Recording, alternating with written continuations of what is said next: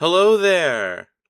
Hi! This might be way too loud, actually. Let me bring that down a notch. Gotta get Twitch ad free. I don't care, Twitch. I really don't.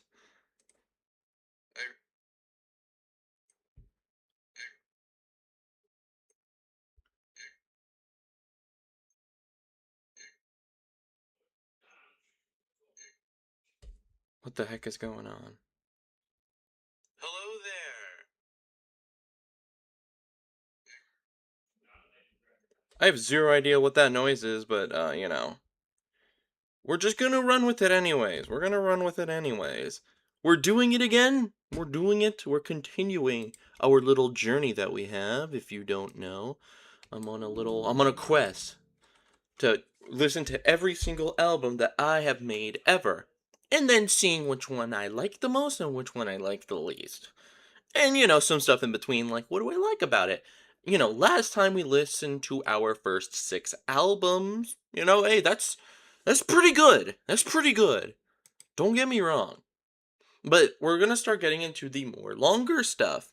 I remember I Am Cassette Girl being like an hour and a half, and Two of Hearts is also 2 hours, like over 2 hours, I think.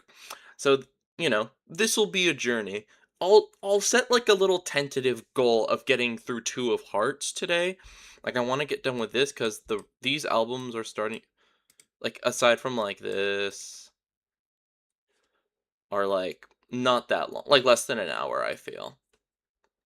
Hopefully you guys are doing well today. I just got off of a Paradox multimedia stream.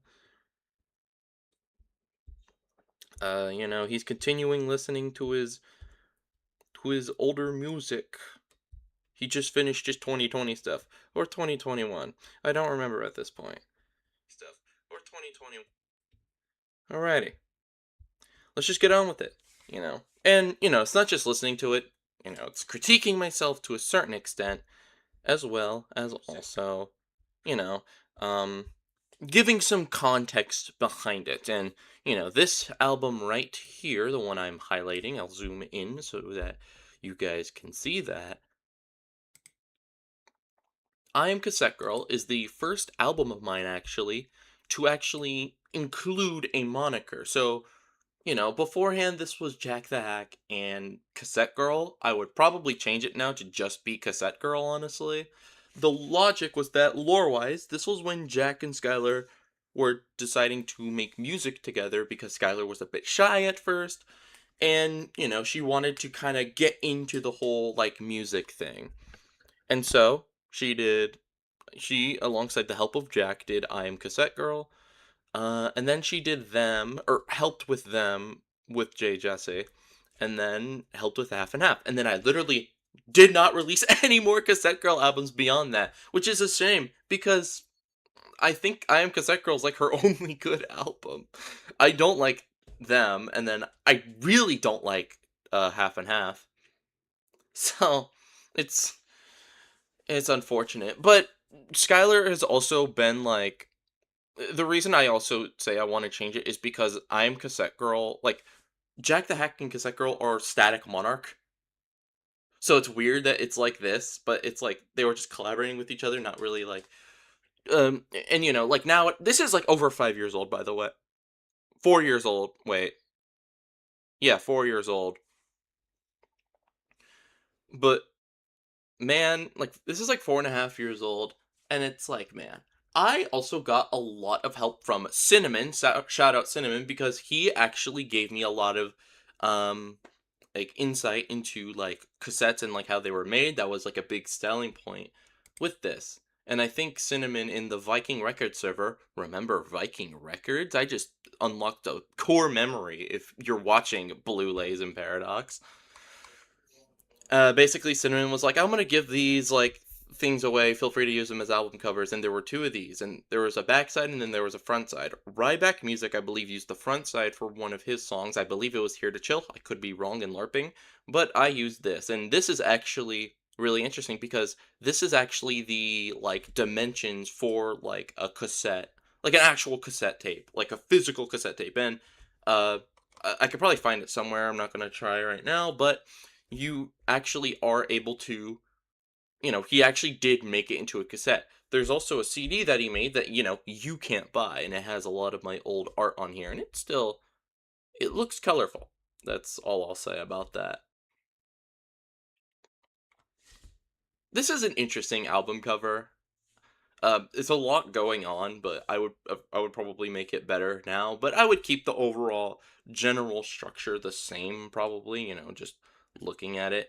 I also just realized that it says Seal Chain on the stream, so let me go change that real quick on my Twitch. Because this is not a Seal Chain stream, this is a music stream, and I want people to actually find this. No, I do not want a clip. No, discard the clip. These are mags. They're mags. Hello there, Jacob of Paradox Multimedia. He is here. I knew it. I could smell it from far away. From all the way over here.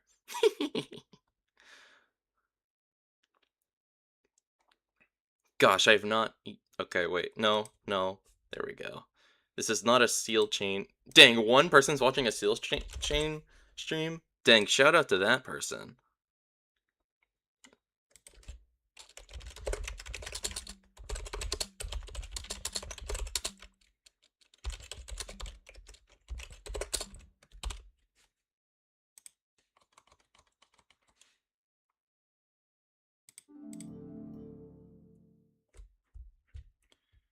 Getting my little setup here going. Hopefully you're well in the, 2 minutes that you were off the stream.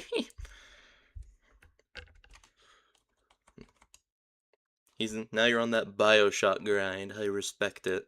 Even though I've literally never played BioShock. I still respect it. Can I... Okay, this should be fine. This is fine. This is fine. I think. Yeah. Yeah! Alrighty. I'm sorry to edge you a lot. But yeah, like I said, there's the title track, and then there's some, reel-to-reel analog tape dubbing, DNR, type 1 through 4. These are all real components of, cassette tapes and, cassette tape production that, again, Cinnamon, Cinnimimin, the GOAT, told me about. And apparently some of the songs on here are actual, methods of tape, tape dubbing is apparent, tape dubbing how I did it in the song is actually apparently accurate, which I thought, I didn't do that on purpose, but, it's cool that it's like that. BioShock is an interesting game, kind of a survival exploration with horror elements. I've heard of BioShock, but I don't think I've seen anything of BioShock, you feel me?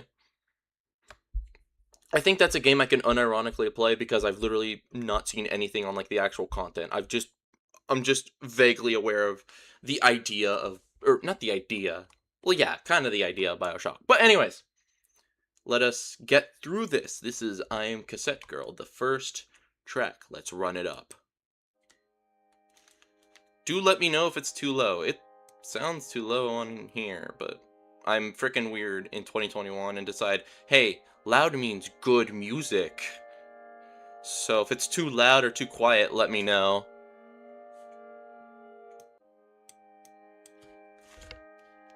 Let me know if it's too low. It sounds too low on here, but I'm freaking weird in 2021 and decide, hey, loud means good music. It sounds really. So if it's too loud or too quiet, let me know.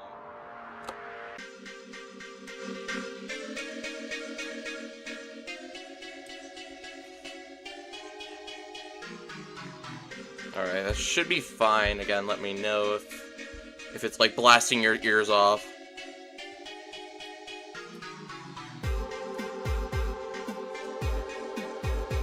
I forgot what this song was inspired by, but it was definitely inspired by something. I think this was the first time I actually did a chord progression too, which with this specific piano is a little clunky. Alright, volume's fine. Great.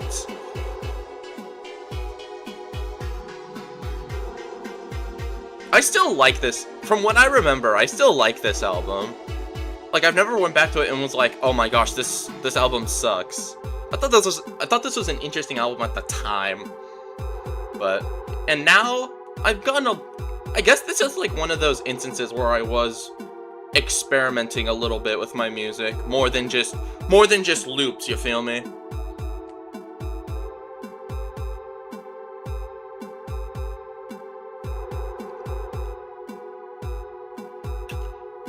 I did get lazy though, and the next song is just a reversed version of this song, if I remember correctly.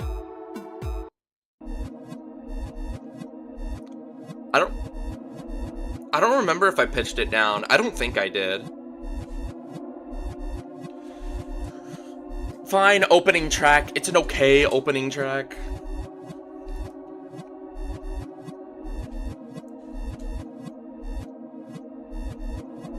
You're gonna start to notice a kind of Nintendo Game Factory-esque.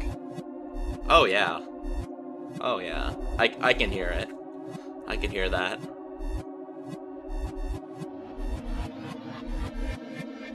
This is the type of thing I would definitely slow down for another moniker. And I probably would have done that if I had thought about that at the time. It's like some Majin... Is it Majin? The, like, Sonic creepypasta? Like, fun is forever? Or fun is infinite or whatever? That's what it reminds me of. Lower pitch, even slower. That's what it could potentially be.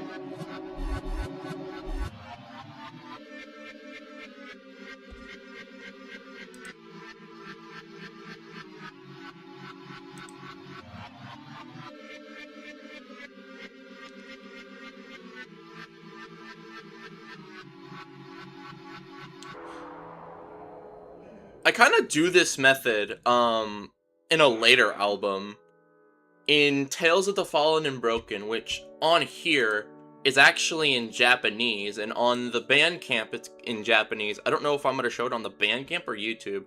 Most likely YouTube, so that it segues. Well, no, because I'll get to that album once I get there. But you know, there's some things about it. Sonic.exe. Well, yeah, but it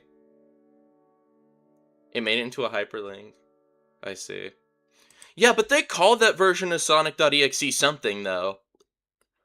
It was like Majin, which means like devil in Japanese or something. It was something akin to that. I was about to say Majin Buu, but I remember that that's a Dragon Ball character.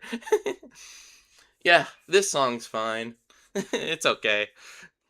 I'm very scared to click that hyperlink. Guys, don't click the Sonic.exe hyperlink at 3:33 in the morning. Or Sonic.exe is gonna come after you and tickle you to bed. Okay. Real to Real. I actually like this song. And nowadays I would probably like look into, like, if I made this album now. The one with the face in the debug menu is Majin. Yeah. Yeah. That's what I'm thinking of then. I'm thinking of Majin. Because the debug menu has the like freaking weird song. That's what that's what One Touch Record reminds me of. If this was me now, I would actually look into like what Real to Real is, specifically, and then make the song inspired by essentially that. Instead, these are more like flavor. Even lore-wise, this is mainly, the titles are mainly just Cassette Girl, Skylar, who's really named Skylar. Essentially, Skylar being like, it's essentially Skylar just showing off her like cassette knowledge, because she likes cassettes. Majin Buu is based on the word meaning devil, and the phrase bippity boppity boo from Cinderella. Yeah. Yeah. Because he's like a trickster, I think. I don't know, I'm a Dragon Ball LARPer. This piano was one of the defining... When it came to monikers, I had, like, specific traits. And you'll hear that for Amy Bell once we get there. But for, Skylar, it was this old-timey, like, piano. Although, I think it's, like, way too loud. At least on these headphones, it's way too loud. A lot of this music was made on, like, really bad headphones, by the way.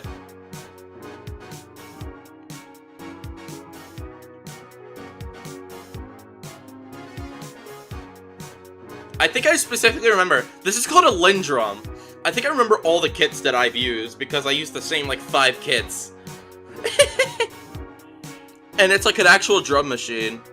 Like, I could tell when I use it, like, a drum machine type of kit. Versus,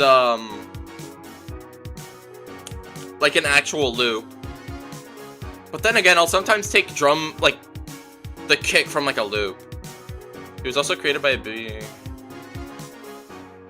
I see. I'm getting Dragon Ball lore with this one. I will not be a Dragon Ball LARPer after this stream.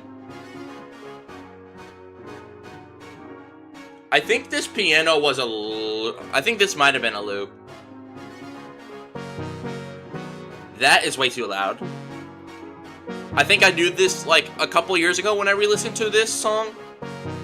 It's starting to become too much. I'm hearing it. It's mainly because it's so loud. I think the only thing that isn't a loop is, funnily enough, the drums.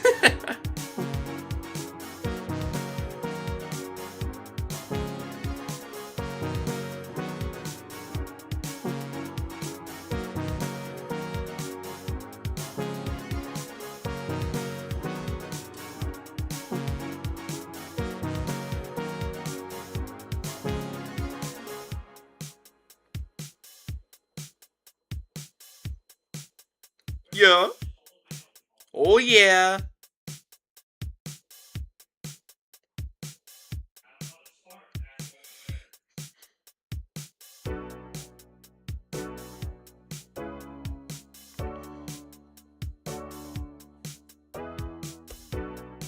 Loop.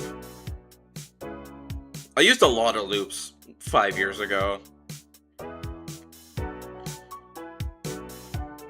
Don't encourage me. Oh, Lord. Okay, for right now, I won't encourage you. By the way, I was on my phone because I was just sharing this stream to other places.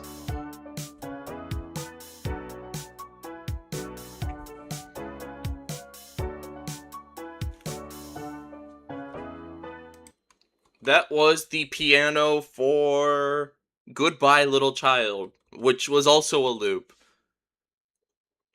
I like the sort of slide on the ending note.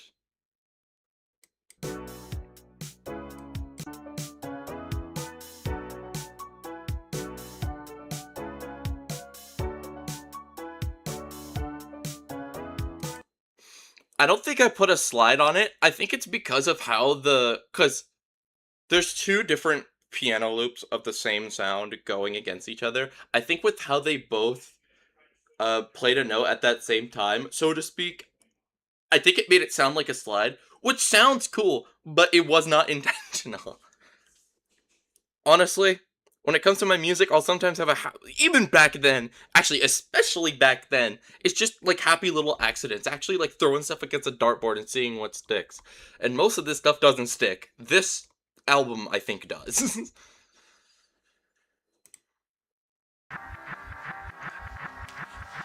Fun. Alright. 20 minutes. Let's run this up, baby.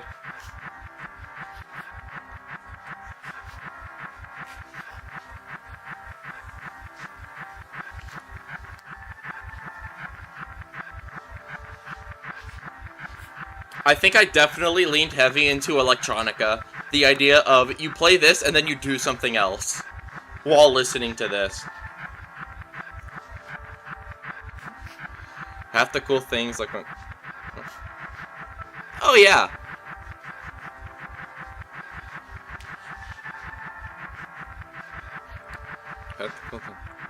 Yeah, like you just like you described, like it definitely can work. Well, sometimes it works and sometimes it doesn't. There, I think it worked. And to a certain extent, I think the things on your stream definitely worked. It's just that the songs are just okay to begin with. That it's like, okay. not to like discredit your music, but we like what we've been doing. We're going back to our music and being like, yeah, this song wasn't as cracked up as we thought it would be, and that's fine. That's fine. It's actually I encourage that honestly.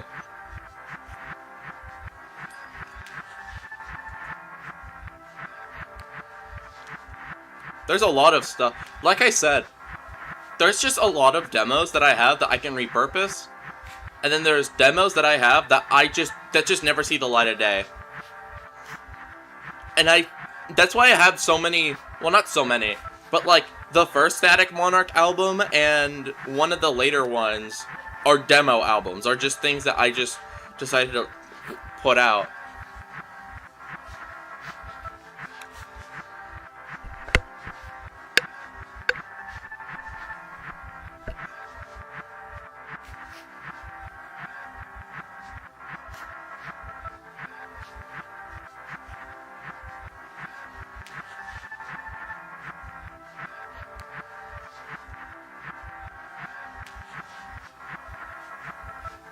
'21 was sort of a stagnant point in my music career. 2022, 2023 is when I started to move upwards again. For me, that was 2023. I released, that was, at that point, I was starting to, not make an album every month and actually focus on the music. And 2023 is genuinely one of, if not arguably, the best year of music in my opinion. You have arguably the best Amy Bell album. You have Echoes of the Cosmos, which I thought was pretty interesting. You have Tales of the Fallen and Broken, which I considered yeah, which was considered my favorite album that I've ever made, my best album that I ever made for a while. Which, funnily enough, that was made of old demos.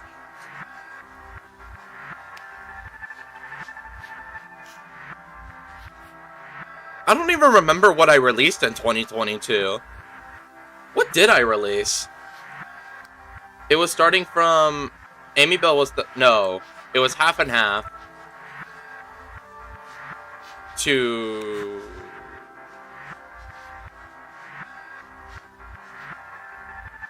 I think these were the 2022 albums. Because this was December. And I think this was January. I'll actually split them up.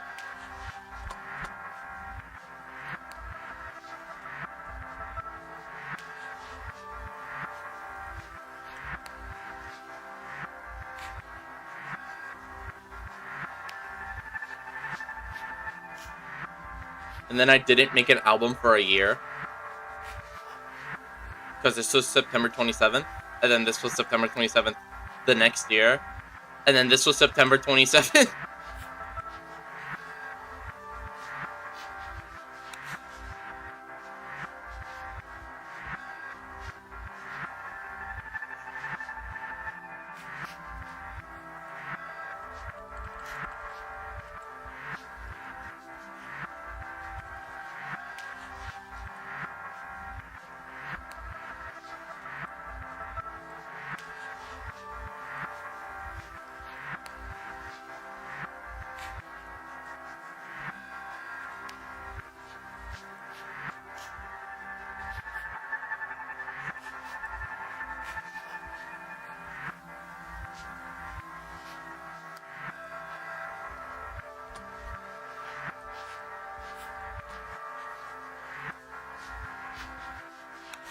And these are all albums, by the way, so these aren't counting, like, my EPs.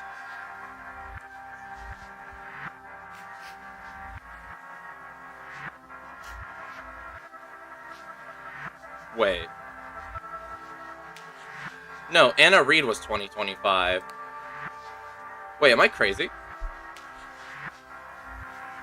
Got that playing records backwards, summon the devil vibe. That's funny you say that, because the gimmick is that like reverse like drum kit you're hearing, and I'll ruin the surprise for you. It's literally a 20-minute freaking loop of like something, and then but the only thing that changes is the drums, which goes from really slow and reverse, and then it ends, playing forward and really fast. And I thought that was genius. And to a certain extent, it kind of is, but at the same time, it's like, okay. It's like, calm down. This was 2024. I think this was the same year then. I should probably get Static Monarch up.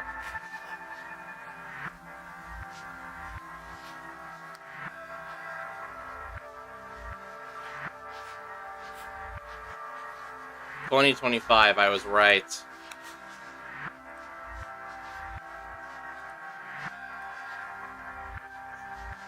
Oh, this wasn't on... Oh, I'm freaking wrong.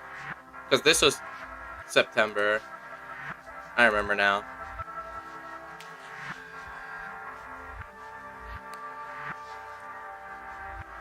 And then this was the September 27th album. Oh my gosh, I'm so bright. I'm emanating. Illuminating, even. Queen of All Cosmodia, and then there will be an album on the 27th of September again. For the 6th year in a row. And hopefully that will be the Dark Side of the Internet Redux. If not, it's probably going to be another demo album. I just want to release something on that day.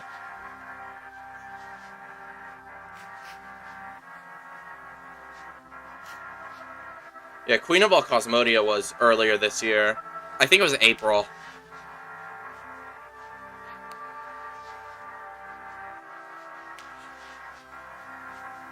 After Two of Hearts, I don't know how I'll feel. So Two of Hearts will be like, after that, I'll definitely... Like, after that, I can pretty much stop at after whenever album. I just want to get past the the hour and a half of this, and then the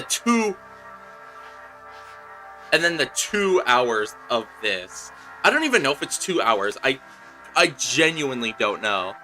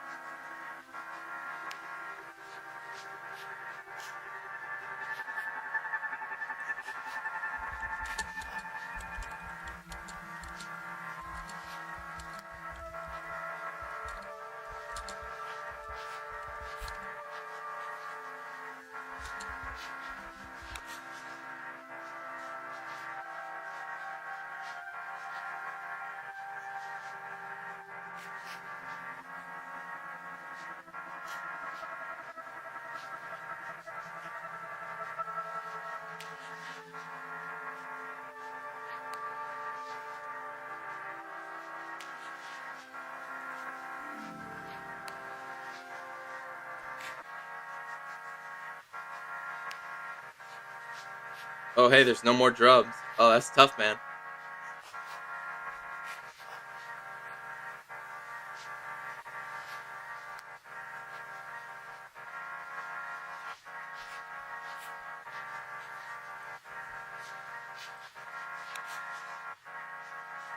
I forgot that I covered Buddy Holly.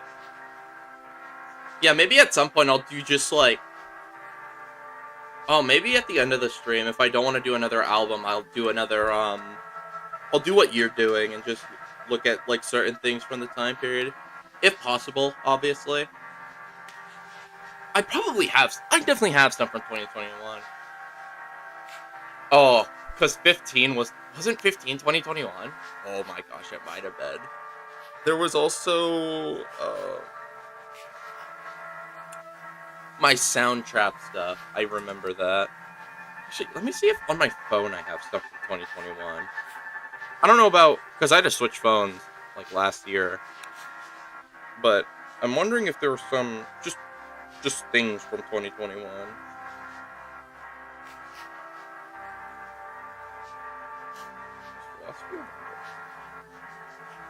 Philosophy of the World was 2023.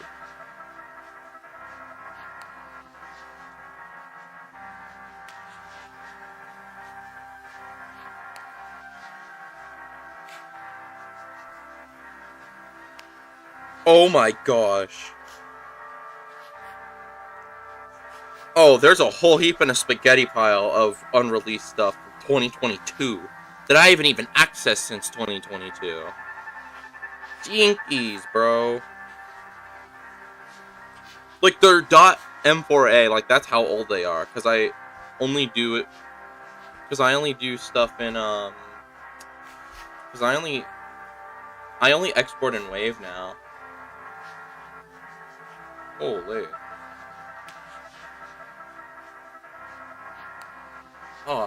I'm very curious now.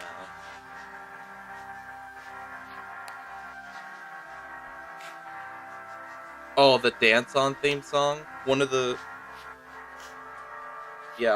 things that I never made, or that I made but it never got released. Awesome, man.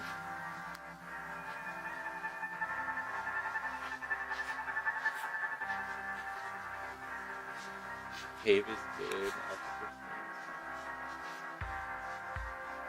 Oh, hey, it's back.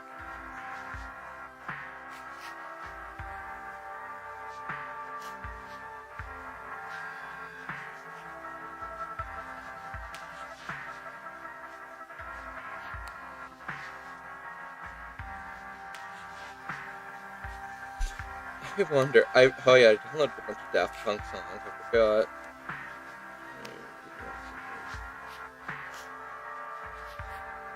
Frogger.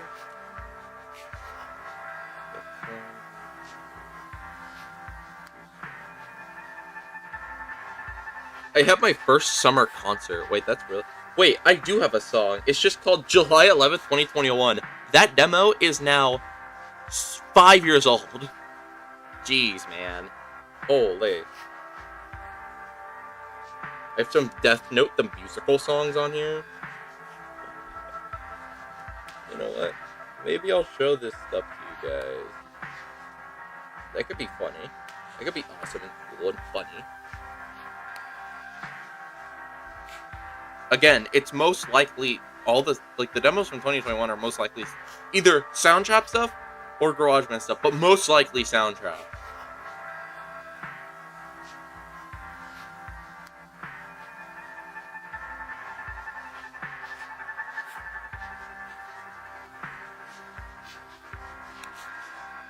This is so interesting to go through.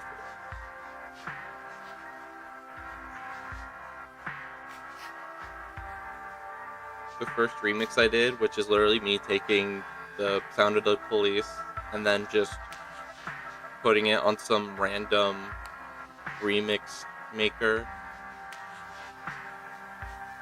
Oh, I have Wilbur Soot's Your New Boyfriend. Lion B vocal remix.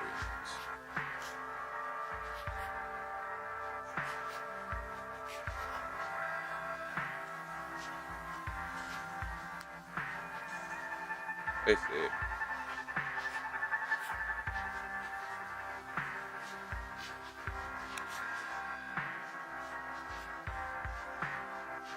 Oh, it's getting funky now. Oh my gosh! I still have FNAFTins. Wait a minute. I have Jack the Hack's Hacker Pack, which was when I tried to do the like DA games, like medley or whatever sort of thing. But like with music I released at the time. I wonder what that would look like now, because the most popular songs on my channel are literally like, it's not even on my channel, or I wouldn't even say songs. Most popular music thing that I've ever made was oh my gosh, it was the Party Crashers OST, and then the Where Are the Askers remix, Feels Good Inc. with the Sega Genesis sound font, and then the Big Chungus remix, and then Doom, but it's I clearly just need to do more Sega Genesis stuff because it's like the most popular like sound font stuff I've done on my channel like ever. Oh, Enter Stand Back. The song that the collaborator literally hates me for and has like not talked to me since, even though he basically tried to scam me. Great stuff, man. Or not scam. he said that he was trying to scam me, that I was trying to scam him when I was nothing more than just a stupid 13-year-old, I think, at the time. Great stuff, man. 2021 was such an interesting time.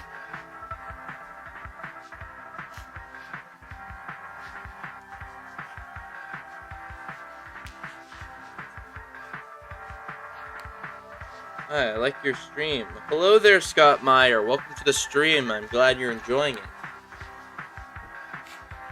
That's some lore. Oh yeah, that's some. The lore guy has lore. Wow, shocker. Yeah, Enter Stand Back was I essentially was on this like metal Discord server and I wanted to find vocals for this metal song that I'd been working on. So then um I found some guy and then, he helped. He did some vocals for it and he was like, "What do you think?" And I'm like, "That's pretty good." And then I just released it. Like, to be fair, nowadays I probably wouldn't do that, obviously. I would probably be like, "That's pretty good. Could I," or whatever, and like talk about it some more. Actually, I'd probably say like, "Hey," I'd probably be more critical of it now, to be honest. But essentially, I released it, and then sometime later, he was like, "Yo, you released it," and then he sent an invoice. Now, mind you, when we were talking beforehand, and even on his like account and stuff, there had been no mention of an invoice. And then I was like, "Dude, I'm not paying this. I can't pay for it."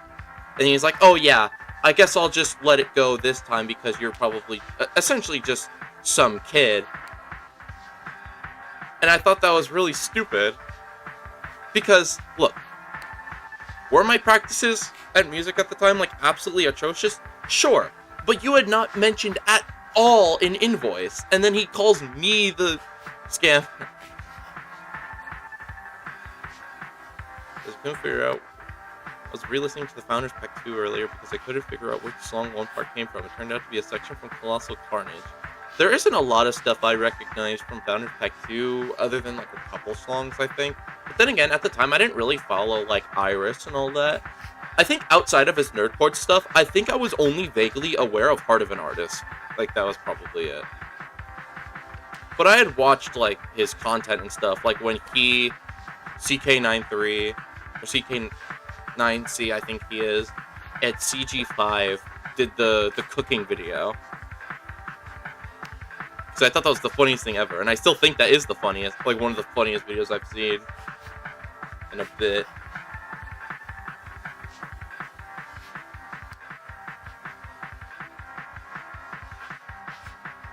Gosh, I'm the person who made the song, and I'm getting tired of it.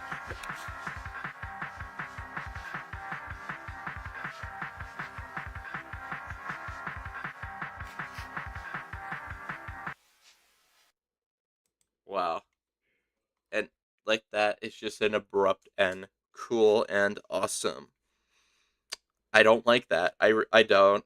It's at that point I was just I think I was still at that time it was still very much like I still very much was like the I'm gonna make long songs for no reason, like that sort of. I was in that sort of arc, and it's fine if you do that, and it's still fine if I do that. But at the same time, how I did it was really atrocious. So looking back at it, it's just like a slog. Like that was a slog to get through, and so I basically had to do other stuff like explain enter stand back lore, which is really funny. I think I literally wanted some feedback on a song from some guy from Distop, who's the singer in Enter Stand Back. And so I asked him, and he's like, "Oh, why don't you go ask some of the other people for it?" And I'm like, "Bro, I want to ask you for it. That's why I went to you." 1 hour. So there are only two Iris songs in FP2: Yellow from Flash Drive, Jester, King and Queen. The rest were actually a lot of stuff he released a while. Born Champion and Sky High from when Overwatch came out. Yeah, yeah. I haven't listened to Founders Pack 2 in a while. I listened a lot to Founders Pack 1 though, especially during because at the time it was Zoom classes, right? But I was a freshman in high school and I was doing PE, so I would actually listen to a lot of Daft Punk songs and DA game songs that I downloaded on my school Chromebook, and I would just listen to those while I was doing like push-ups, like while having the camera stare at me or whatever. There were maybe a couple songs released after FP1, only 2 songs that were teased. A Poppy Playtime thing. Yeah, Slave to the Factory line, and then Benny and the Dark Survival. In Founders Pack 1, I do remember isn't Instruments of Cyanide wasn't released at the time of Founders Pack 1. Did it?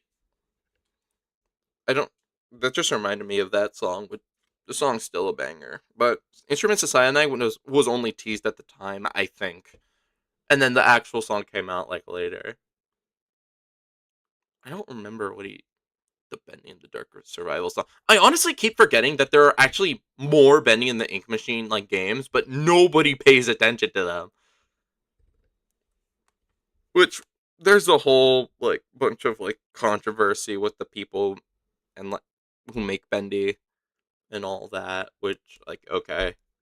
But like it's sort of like Hello Neighbor, I guess, where well actually no, it's like the inverse of Hello Neighbor where people were actually paying attention to it, but it was fading into obscurity. It was just like a pop a a, so- a series that was popularly it was popular because it was bad, pretty much. Slave to the Factory Line was out when FP2 was out. It was a Mommy Long Leg song. Instruments of Cyanide was a C song from FP1. Yeah, that's what I figured. Oh, you were talking about songs that were teased. I was like, yeah, there's this Poppy Play. Bro, I don't know if I missed that. I was like, yeah, there's a Poppy Playtime song in there. I see. Again, haven't listened to it in a while. We're gonna listen to tape dubbing now.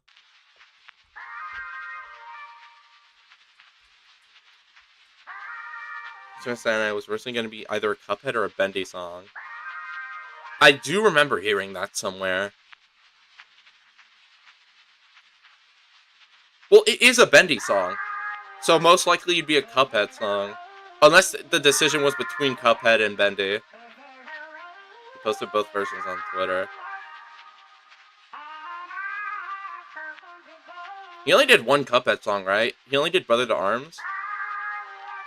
Oh, he might have done something for the DLC, but I'm talking about for base game. He only did Brothers of Arms, or Brothers to Arms, something along those lines. Have not listened to DA games in a while. It was between them. Gotcha.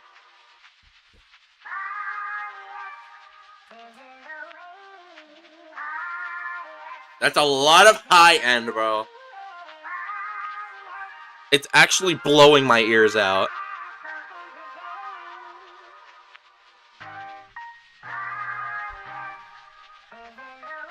Brothers in Arms is the only, as far as I know. In Arms, yeah. He did a joke song for Cuphead that doesn't really count. He does that, though. Like, would you consider Your Mind to be his Baldi song? Because he made that as a joke, because people kept telling him to make a Baldi song.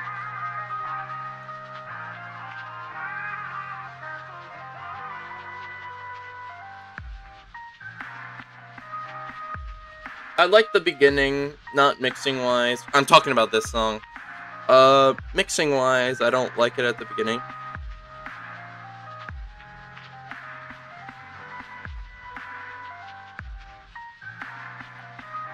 Like Wake Up Lieutenant or Build Our McQueen.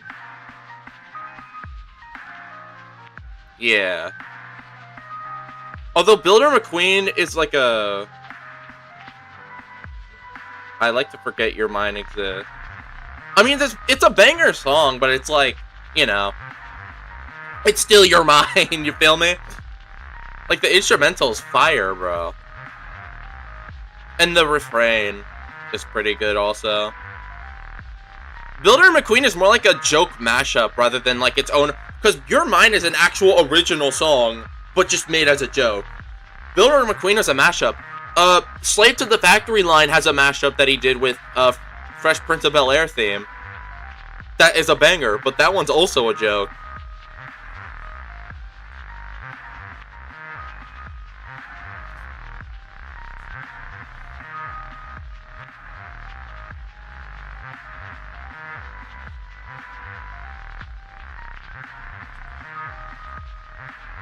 So the gimmick of this song is that it's a 5-minute song, but then the next 5 minutes or whatever, I think, or more like 6, is it's the same song but just reverse.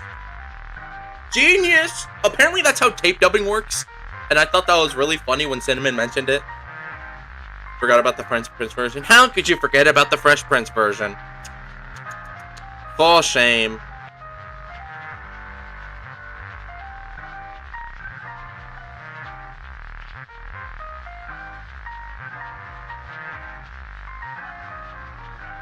I listened to the Fresh Prince version more than the actual song, I think.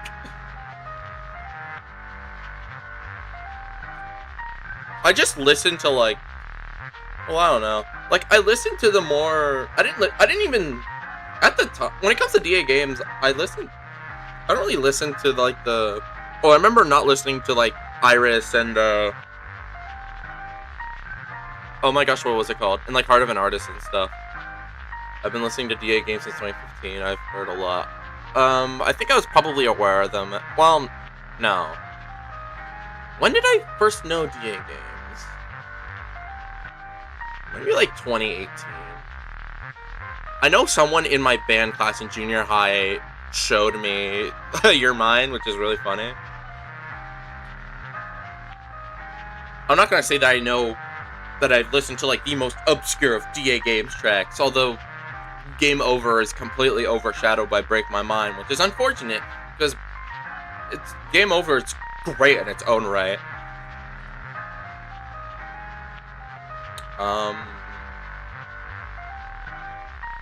I listened a lot to the Honey Pop songs, I think.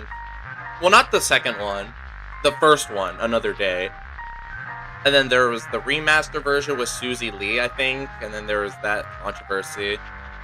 So he took that down. But I think I still have it on my phone, I think. Oh, no, I only have the original version. Tough. Search for new FNAF music in high school. So when someone who not only made FNAF music, but about other games, I was hooked. I mean, yeah, man. And then it was different genres, too. I heard the first Honey Pop song out of curiosity. It was something. It's something, but the second one's more something than the first one. I haven't listened to it in a while, but the second one is a lot more, or when I mean the second one, I mean the one for Honeycam Studio, because there's an unreleased one for Honey Pop 2, but apparently he didn't finish it, but was also making stuff for Honey Pop 2 Double Date, if I'm not mistaken. Like, Honey Pop once, albeit from a couple circumstances, was mainly innuendos. Like, honey poppin', cherry dropping, a brand new fate. And then, you send my grades to infinity! Sort of stuff like that. I remember that specific line in particular, because I didn't get it at first. Want to Me Slaughter Me Street. I also listened to the Want to Slaughter Me Street. I think the first song, though. Outlast Fallout. I remember watching I think there was a Watch Mojo video on his best songs. I should watch that again. I should see if they're right or not. How much LARP they do. How much they LARP DA games. Guys, I think It's Time to Die is the best DA game song. He shouldn't have done a remaster. It's like, I guess, bro. Sure, man. Sure, buddy. Although I like the original version of It's Time to Die. I keep forgetting that I did a It's Time to Die cover because I'm so hyper-fixated on the Break My Mind one. I should listen to that again. Oh, that could be interesting. Just on my own time, though. He had a song for 123 Slaughter Me Street 2, but he abandoned it. Didn't he make music for 123 Slaughter Me Street 2, or am I just crazy? I thought he also made music for that. Because he was already making... It's Time to Die worked in ways it shouldn't. Oh, yeah. It's Time to Die, I like the original version more than the remastered, I think. I don't know, there's something raw about it, and I think it's just me liking unfinished things, or like, raw-sounding, like, songs and all that, but I liked how raw the original version was. Yeah, I think so, too. I also think it's way too clean. The remastered version. Especially the bridge part. It's I don't know. I like it when he screams. I like it when he goes guttural, and he does it a lot. Rendering issues with the low end. Yeah.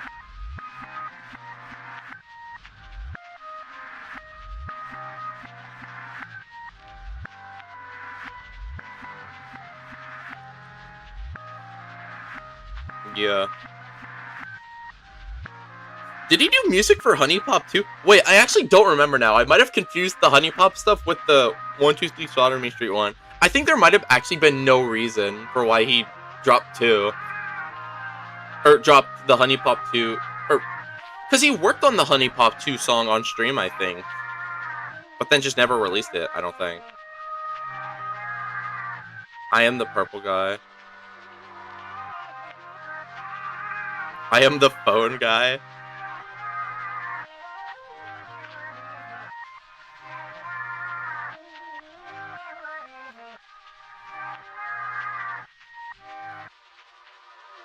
Yeah. I think DA Games is the only nerdcore person that I actually...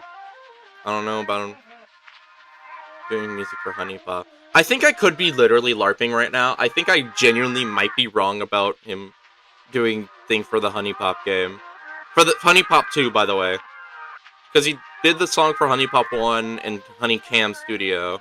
Because I remember watching his playthrough of Honey Cam Studio. But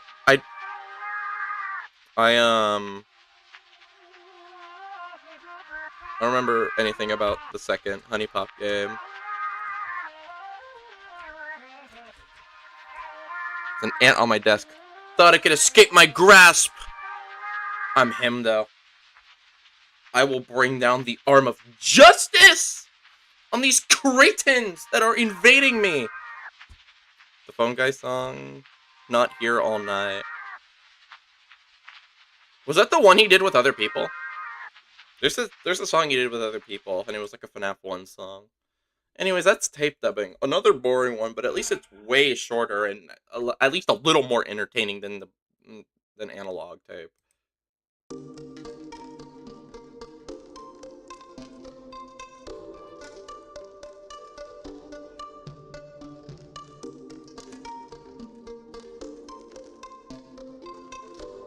But yeah, as I was saying, I think DA Games might be the only nerdcore, like, person that I actually followed and didn't just listen to one of the songs. Yeah, I was also there for the music. But I did look at some of his Let's Plays.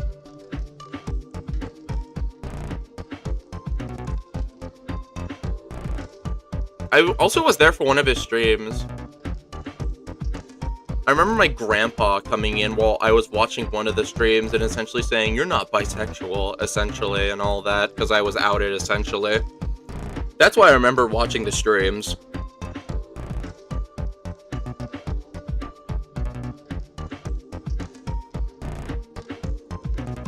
I forgot what stream it was, though. Because I think it might have been an Irish stream. That is We Want Out. Yeah, you're right, actually. I remember the thumbnail, I did not remember the song title. It is a We Want Out. You're right.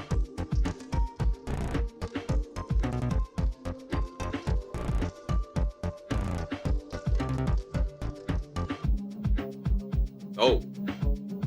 Very creepy.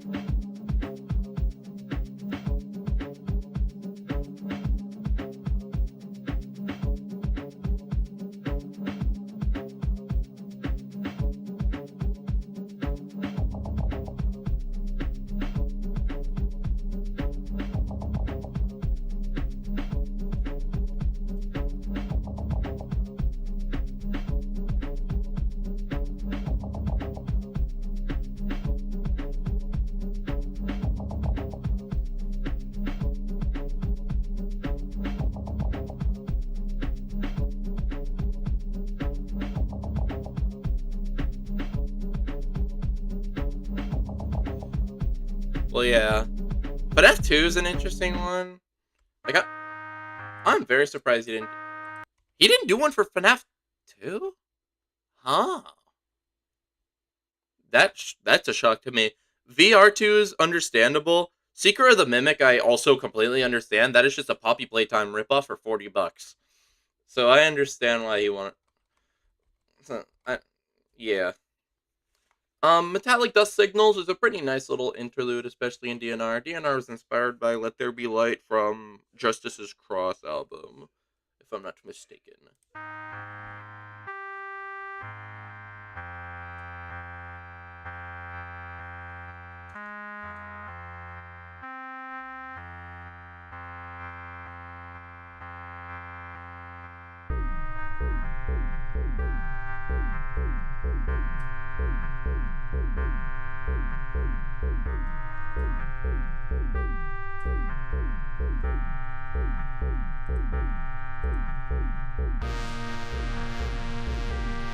I remember this being one of the first songs I did for this album, and funnily enough, one of my favorites.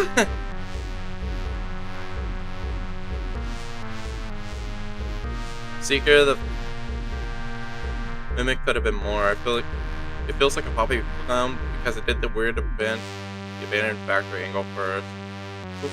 It goes, this FNAF is the reason Poppy Playtimes exist. Or Circle.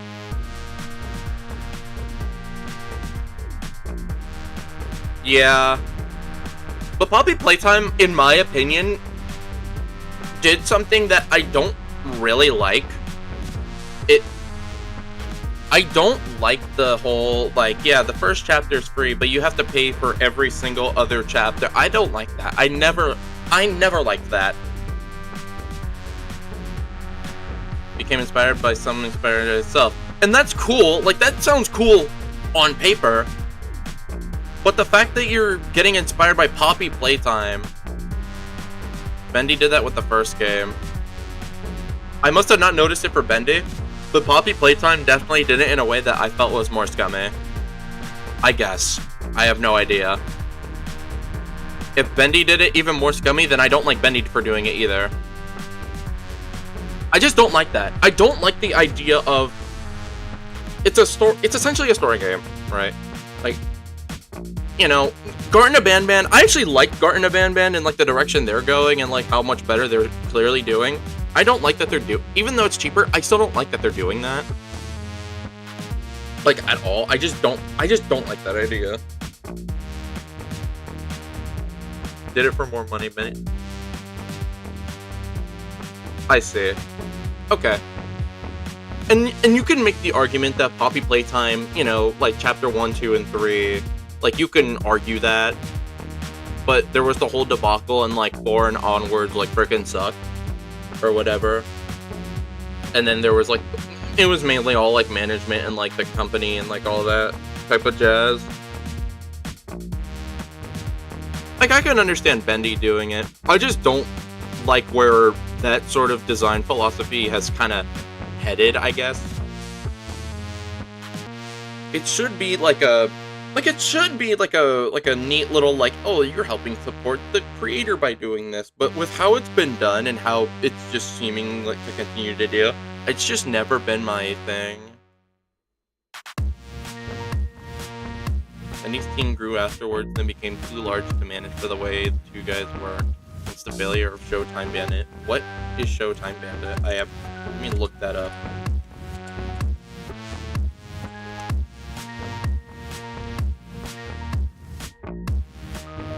From the developers behind Bendy and the Ink Machine. Why does it sound familiar? I had never... Oh, I might have heard of this, but I'd never...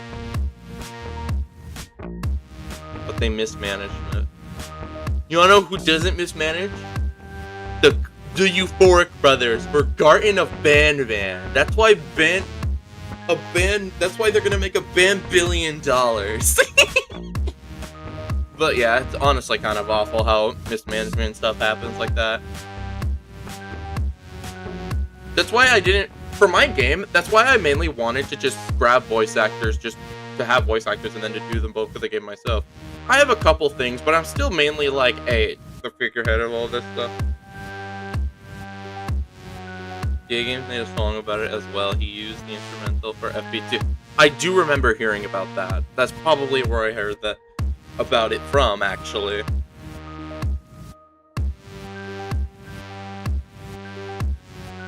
But yeah, I just don't. And it's funny because they consider it different games. Like for Garten of Banban, it's different game, or I think it's is it DLC? No, for Garten of Banban, it's different games. I'll give Poppy Playtime this. At least it's DLC. I'd rather Garten of Banban just do what Poppy Playtime is doing, essentially, which they're essentially satirizing it. I think that's how you say it. Yeah, FP1 used Get Out.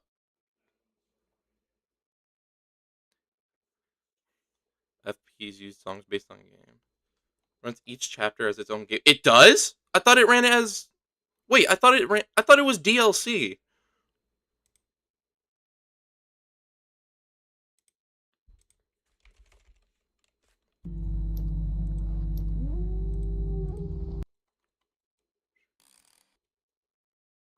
No, the chapters are DLC, and they get more. They increase more in price, by the way, which I think is freaking stupid. Garten of Banban, like all of Garten of Banban, is actually they're cheaper. I still don't like what they're doing, but it's still cheaper. They're different games. Like on Steam, I'm saying on Steam they're considered runs each chapter. I can actually show you right now. I can show you right now. So here we have Poppy Playtime, and then we have the different chapters as DLC for the game. These aren't, you have to have base Poppy Playtime, which it's free, but it's you have to have Poppy Playtime. But for Garten of Banban, if I can actually spell it,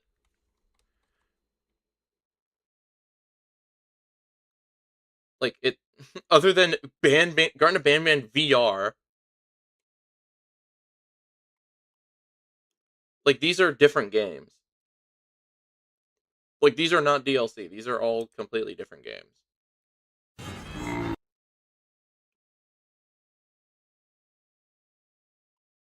There's achievements now, which I think is interesting.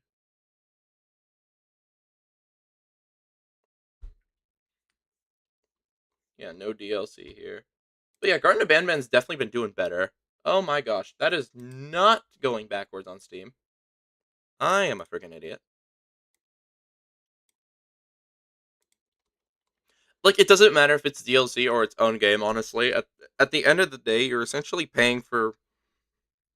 Like, even the DLC that Poppy Playtime does, it's essentially its own game. It's essentially trying to be its own game. But at least with Poppy Playtime, it's all circulated here, but for Garten of Banban, it's all different games, and I don't like that. Even though I think Garten of Banban is doing better, I I can't excuse that. I can't. Anyways, you don't know what I can't excuse? These horrible segue. I know. Bear with me. So, the one of the things is obviously like cassette tapes, and you can like turn the cassette tape. So we essentially went through one side of the cassette tape, which was around 45 minutes or so. I think this was all 45 minutes. Oh, I remember now. These are so long because I wanted them to be what's it called?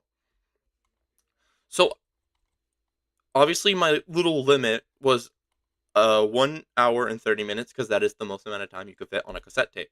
So I made like DNR, I made Metallic, I made Reel to Reel, I'm Cassette Girl, One Touch, and then I made the types, and then I was like, wait a minute, I don't have enough for this to be one side. So I made these two songs and I extended it to be really long. Awesome. So then this side is 45 minutes, and then all this side, types 1 through 4 are all 40 minutes. Speaking of mascot horror, did you ever play Subliminal or have thoughts on it? Oh, do I have thoughts on it? Let me play some background music. Subliminal's the dream one, right? Am I Superliminal is the actually good thing. Yeah. I did not play Subliminal, but I did watch stuff on Subliminal. I don't like the fact that it is a mascot horror. Memories. Yeah, Memories. I don't like the fact that Subliminal is mascot horror. I think they should have taken from the demo and made that kind of the whole game, or that sort of similar thing. I don't like the fact that they were just like, oh, we need a big scary monster. Like, I think that's stupid. And and this isn't even a diss on mascot horror, because you can do mascot horror right. But the problem is that they didn't. It's bad. It's just bad. It just feels so tacked on. I said this with the transgender representation in the Boyfriends webcomic, and I'll say it here. It feels like there was a deadline, and the creator just put it in because, like a minute before the deadline, because they've been procrastinating on it. That's what that game feels like. It feels like a procrastinated school project. I'm sure they fixed stuff. But as Queso said, I believe, like, what does that help with the, what's it called? Queso said it best, but he essentially said something along the lines of, what about the people who played this, like, on release? Like, they're just screwed over, essentially. I agree to a point, but it also could have worked if they had done more to meld the two ideas. Well, that's what I'm saying. Like, you can do mascot horror, and, like, that could have worked, but it didn't work. The problem... And so what it ends up happening is that, again, it looks like it makes it seem like it was just tacked on for the sake of trying to sell plushies, essentially. Or, like, trying to sell merchandise of the monster. Or trying to get, like, the spooky, scary moment of the monster. You know those videos of, like, oh, it's essentially, like, YouTubers. It's a compilation of YouTubers. And it's on, like, one specific part. So, like, the bat jump scare and getting over it, sort of thing. But his opinion of what makes a game good, the Doom seemed like he had to defend the chat for the game. Fair enough. But at the same time, I was looking at the game also. I didn't watch his play. I watched Moist Critical's playthrough first. And then I watched Queso's. And I essentially watched a playthrough of it, so I didn't play it. Fair enough. But from what I could see, like, from what I was seeing, I didn't want to play the game. Like, the game did not fulfill me. It did not give me enjoyment. It does not make me want to slap my belly. It was difficult at some points, but I figured it out.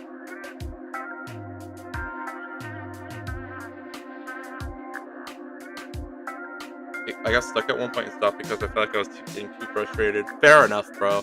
I play MOBAs, and I can tell you right now that you just have to walk away at some point. It's like being at a casino and being down a bit.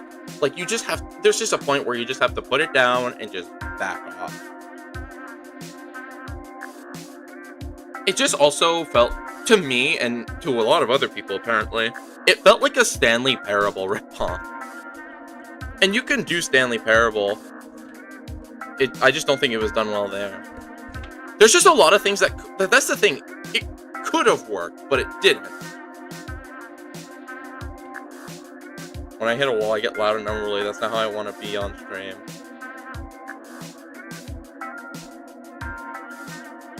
Yeah, I get mad when I don't understand something as well. Except I do get on like that on stream. There's actually a stream where I was playing Eternity Egg, and I was on mute for an hour, and I was not liking the game, so you could see me raging. I got off and was switching to Monster Prom, but before then, I was essentially telling the stream about what I had essentially said, and I was getting furious, because I did not like because I thought the tutorial, like, area there was essentially worthless. I surprisingly don't get like that when I play League of Legends, but when I play Brawl Stars, I get really like that. But I don't stream Brawl Stars or record Brawl Stars all too much. But in the Brawl Stars videos that I do have, I do get really mad. There are times where I literally scream. It had an idea and it did parts well. I think they tried too hard to hit a deadline and appease people who wanted the game they didn't want to make. Delay the game then. Like, that is literally the only thing I could just say to that. They should have just delayed the game then. I think they just should have executed the idea that they wanted to do and not. I'm not saying completely disregard people and their thoughts. Like, I'm not saying that.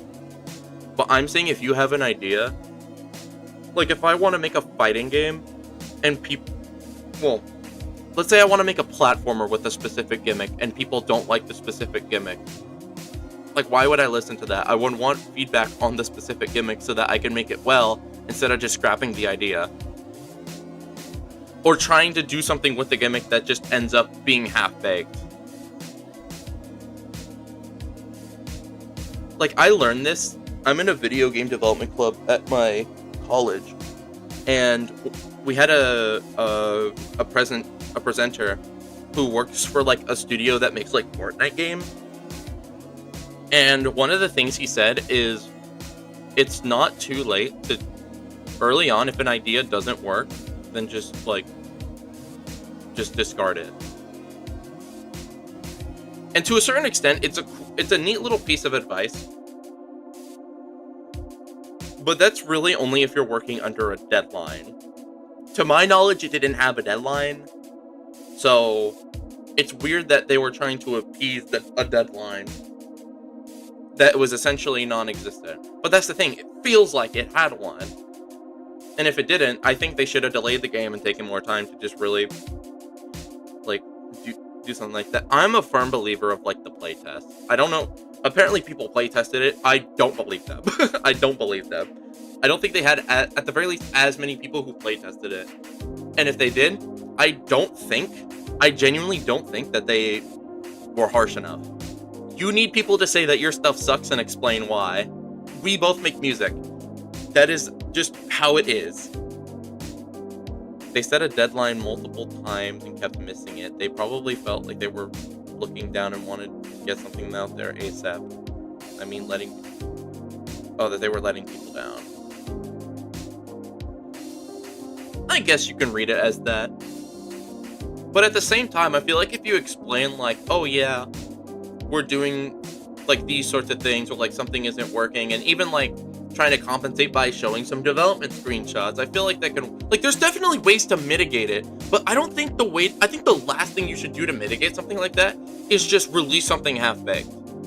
Because then what you have to do is just update the game, and then the people who get the game, like, when it initially comes out, essentially the people who buy the game on release are punished. And it's like, why should that be the case? You feel me? Like, I, as a consumer, would not want to play a game on release and be essentially punished for playing the game on release.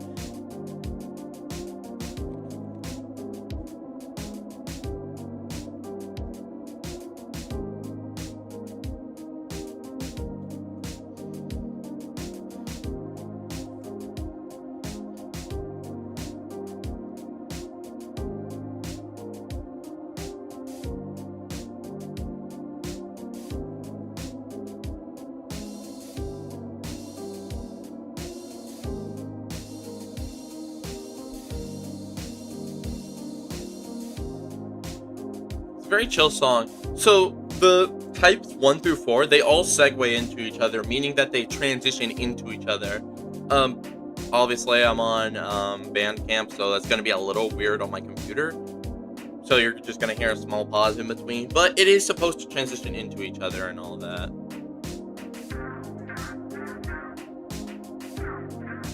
What you're saying is correct, they just made bad decisions. Yeah. At the very least, they were trying to rectify in some manner. They could have said, shove it, and continue development. I'd say shove it in a nicer tone, but yeah, essentially. Like, essentially, they should have just said, like, hey, guys, we're trying to bring you the best game we possibly can. And, obviously paraphrasing, but we're trying to bring the best game we possibly can. And then, like, show some stuff that, some proof that there's actual development going on and not, like spending $2 million of Kickstarter money on crack, you feel me?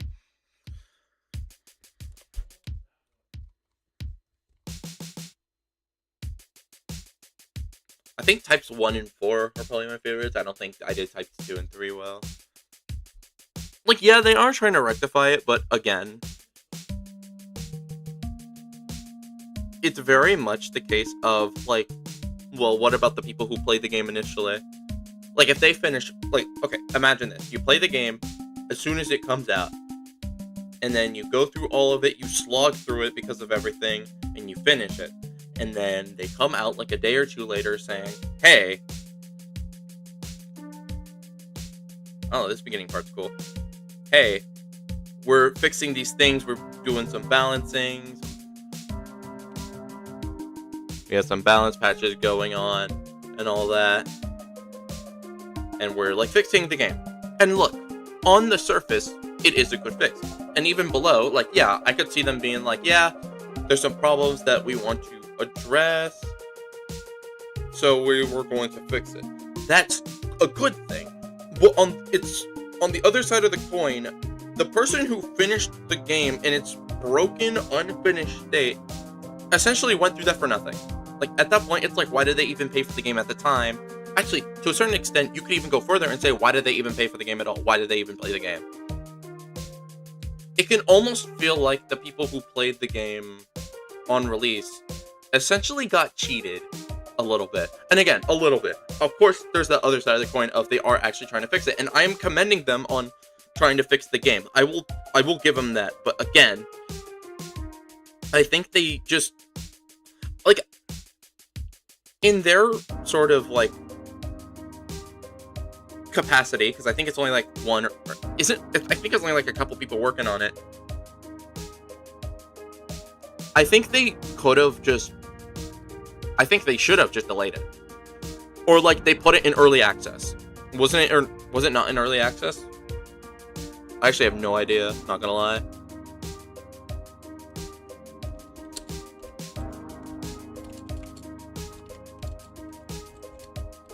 I don't think it was. Oh my gosh, it's episodic. Okay, they can bring it back by not having every episode be like $10. And actually taking their mistakes and, like, learning from it and then making the next episodes better.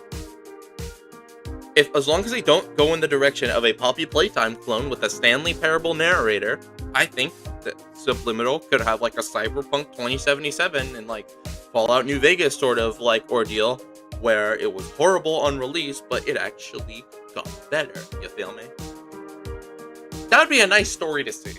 Some positivity in this world of negative stuff.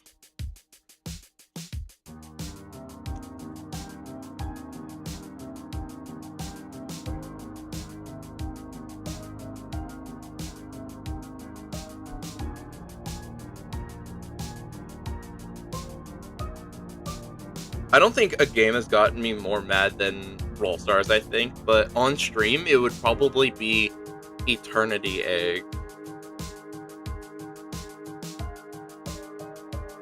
Gosh, I was so mad at Eternity Egg. And look, it's in early access, so fair. But at the same time, I just don't think Eternity Egg should be in early access. With how, like, fundamentally, or if it's in early access, it'd be like, I don't know. It's just certainly a game of all time right now.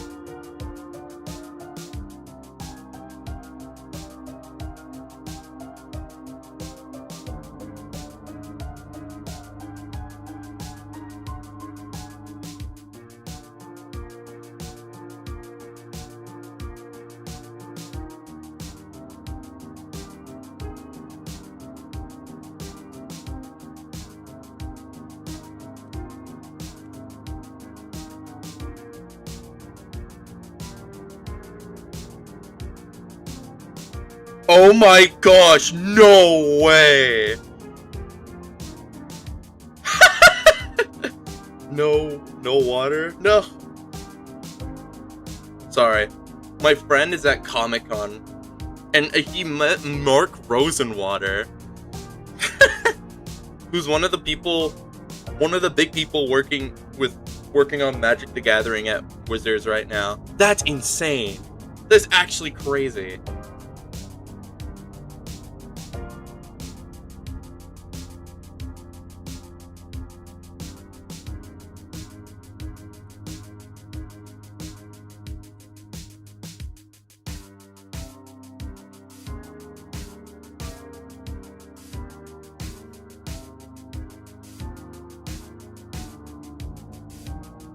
Hello there. Hello there, robots. It is nice to meet you. Shall I show you out the door, Jazzy Jeff style? Can I not show you out the door, Jazzy Jeff style? May I show you out the door, Jazzy Jeff style? Why can't I get rid of you?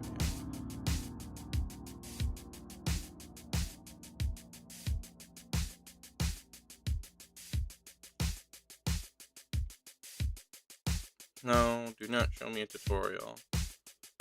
Click to reply? Can I ban you? Can I get rid of the comment? Let me mod the robot. Let me mod the clanker real quick. Hold up. Can I time out for 1,000,000 years?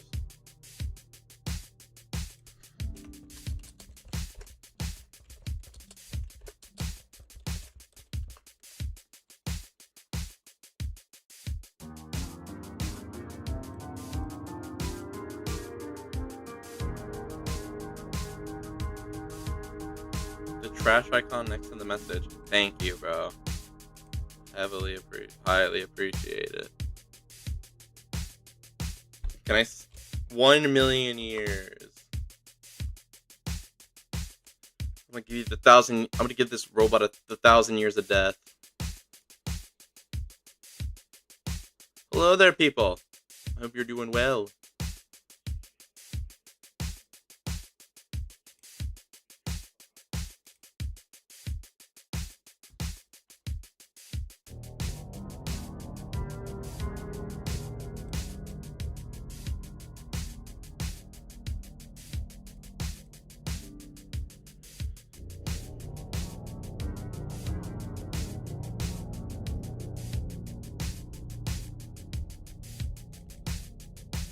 Bro, why don't they just have like a ban you sort of thing?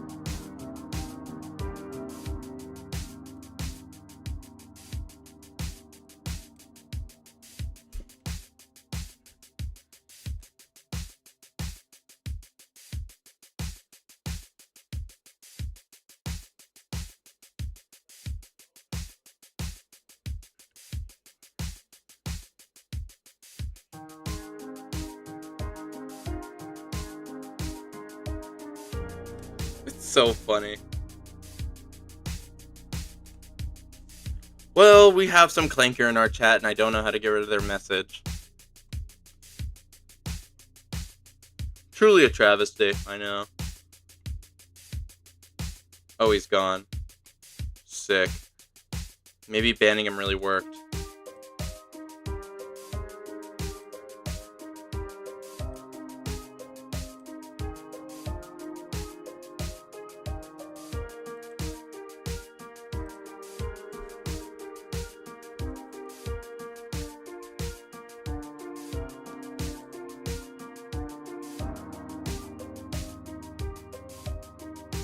Gosh dang, I have 18 seconds of stream delay. Need to go to Stream Manager and enter mod view, I think. That's what I just did, I think. I couldn't delete the message directly, so I banned the guy. You're banned. You're banned.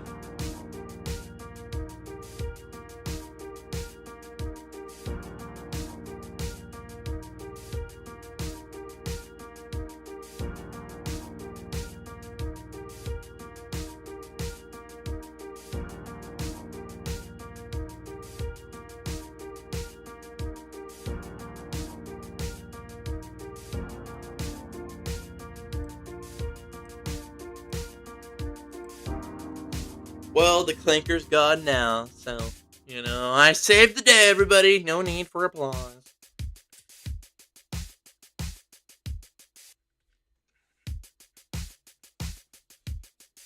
That's the same drum beat used in "Let There Be Light" from by Justice from their album Cross.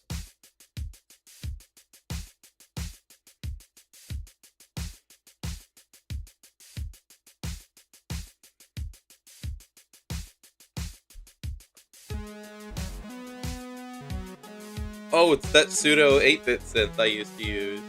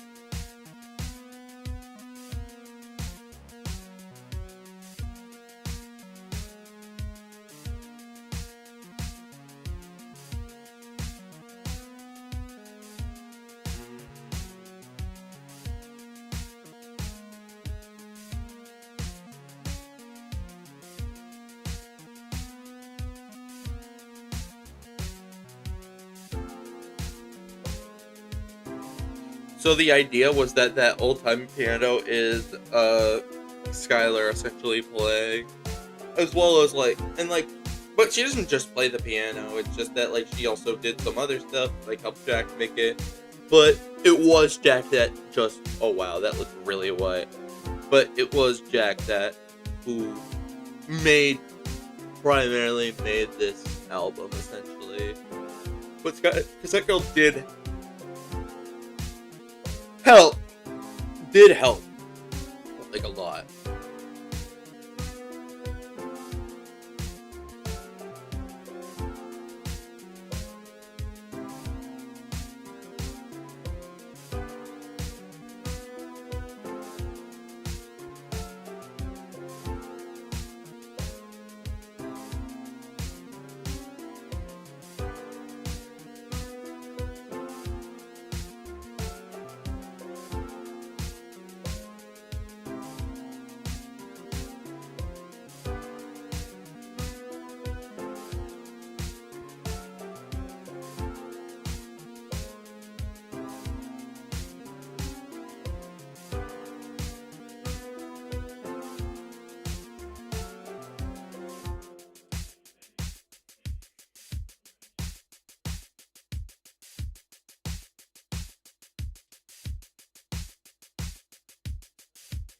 Wait, I have my I have my fidget toy that I found the other day. And by the other day, it was more like a month ago. Oh my gosh.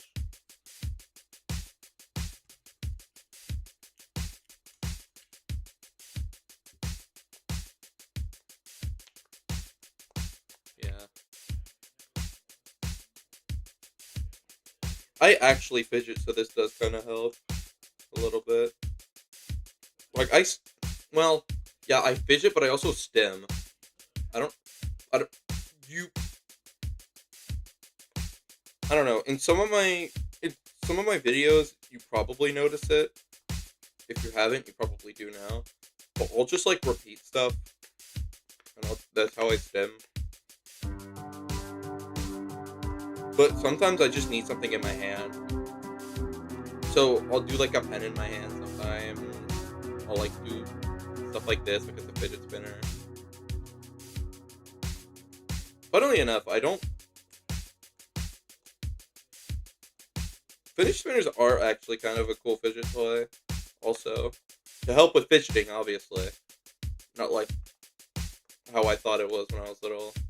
Being stuff dude, I used to trade fidget spinners on the bus. That's real. I just remembered that. That's really funny.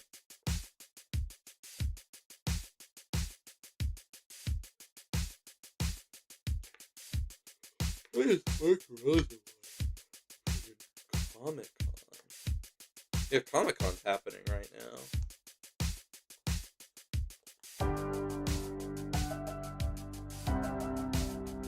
Paradox. I know you're still listening. When will be the vlog? When will be our vlog? It will be the greatest video to ever graze this platform when you and I vlog somehow. Actually, screw it. You, me, and Blue. I have a screwdriver in the desk when we work that has a spinning piece at the end. I play with that sometimes when I'm waiting on something. Oh, you like spin it on the table? Wait, that's actually kind of fire. I think I do that with pens sometimes, although they don't like spin like a screwdriver. Or vlog. We gotta vlog. You know, we may be on the two completely opposite sides of the country, but we gotta vlog at some point. Yeah. Yeah.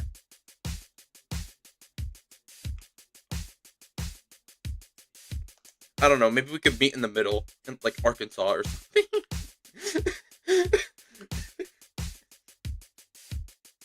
Oh, spin it with your thumb.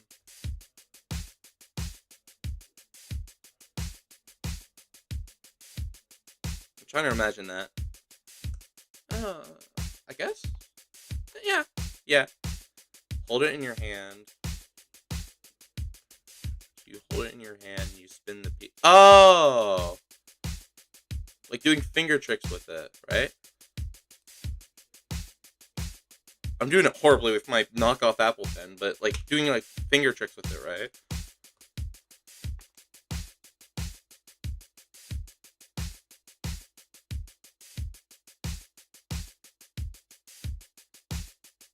Like just recording us talking. I don't know, man. We go like take over the state of Arkansas or something. We rule over it with an iron fist. That's, banger idea. Banger idea. Like the Jin wanting to take Wyoming, we can take over. We could take over Arkansas because a total of 20 people live there. We could probably take on 20 people. I used the same synth for the Robin Crackle original soundtrack, which I never. I'm still writing that book.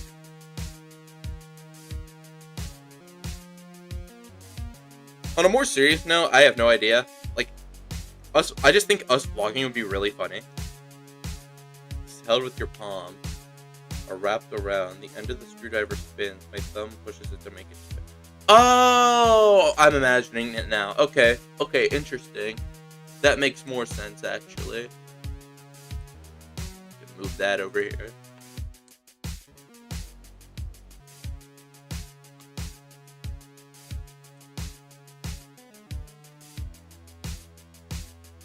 Holy. This is a slog to get through. I've realized how much of a hassle it is to get through this. At least with Two of Hearts, like it's 2 hours, but I don't think it's that long. Well, a lot of. I think you're talking about more like a podcast type of deal. I don't know. My idea is that we just kind of screw around in some city.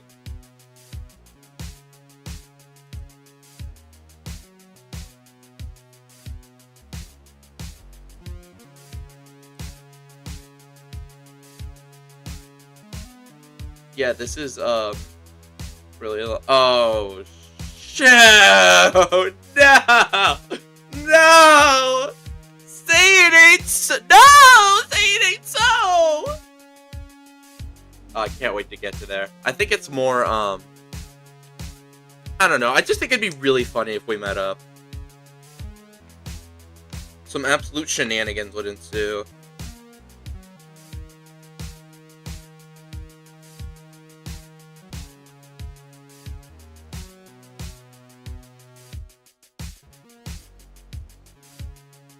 This album's almost over. It's the last minute of this song, and then the next song, and then the first album of this stream will be done.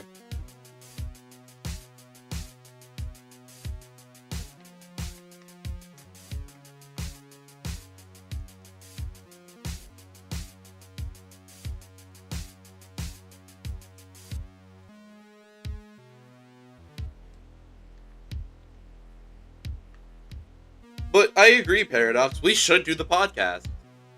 Not in person, but we gotta do a podcast. Me, you, and Blue. We gotta do that podcast.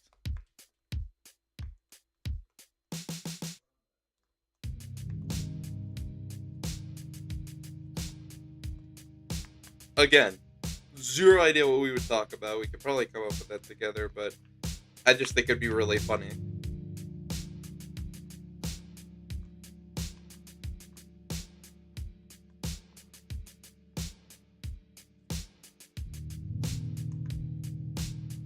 You guys can really seal my Paradox Multimedia LARPer status by by being in the same room when you do it.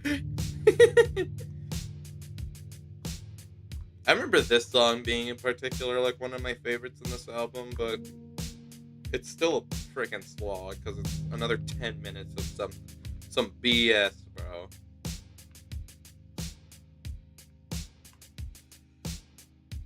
Jeez.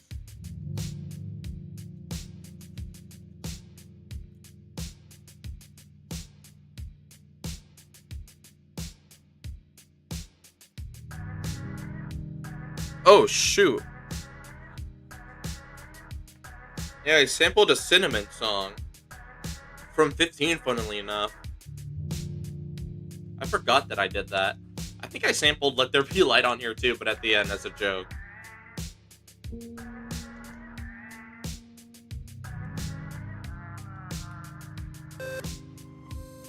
Way too loud. Ole.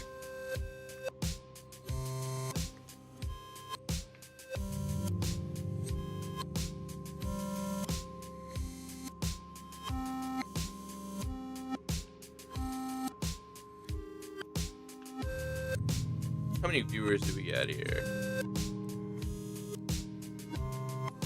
Hello there. Hello there, viewers. You are watching the greatest stream ever. I'm reacting to my old music that from like 5 years ago, almost 5 years ago at this point. I think we could talk about whatever music we like, don't like, our thoughts on AI on music. That's an extensive topic. Brother, that's an episode in and of itself. Our thoughts on vocal synths and favorite uses in music. Vocal synths. Explain vocal synths. I'm not quite getting that picture.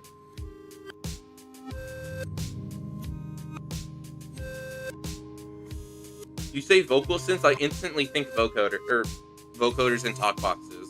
Some like Daft Punk type beat. If we didn't talk music, we could talk about games or thoughts on book stories and shows. Oh yeah, absolutely. We could talk about the stories of different albums being, like our specific albums we had being made, or like our most recent album, like how that was made. Like there's definitely things we can talk about. We just need to actually do it. Like I don't doubt the topics. I doubt how willing we are to do this. I'm very willing. It's just up to you guys, honestly.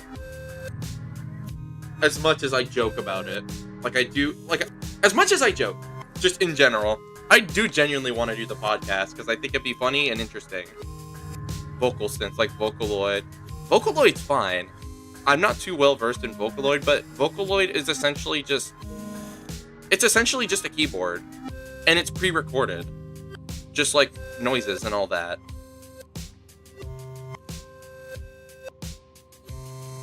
Sort of like what the computer that sang Daisy Bell, like the first ever computer generated song, so to speak. Like they still had to use a lot of things and a lot of already human made things for it.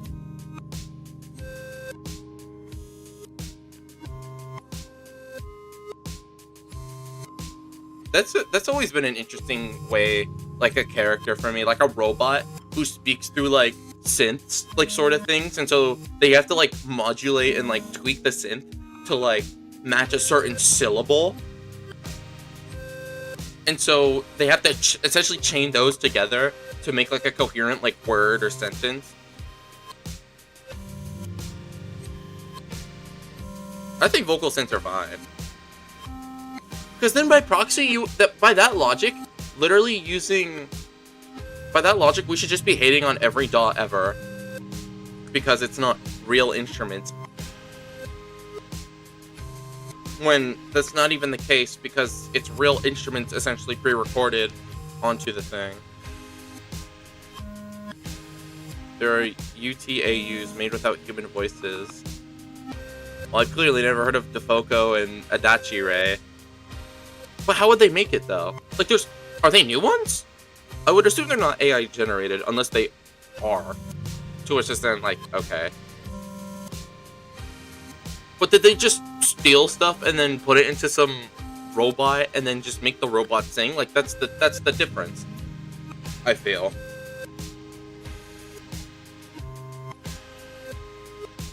Like I can't use. I brought them up, not in the same vein as AI, but like, what are we thinking of? I think they're fine. Like, I think Vocaloid songs are pretty interesting. Like, I've always had a somewhat of an interest in like, well, I say Vocaloid in the same way I say like Band-Aid for adhesive strips, you know, or Jello as in like gelatin. You feel me? But like vocal synth music is what I mean. Like, Utah. Ah, I see. Utah.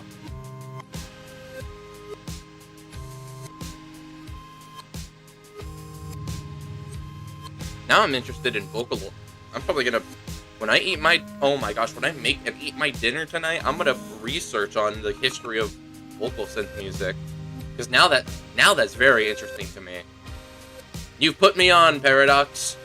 You crazy son of a gun, you did it. You gave me something to watch while I eat my dinner.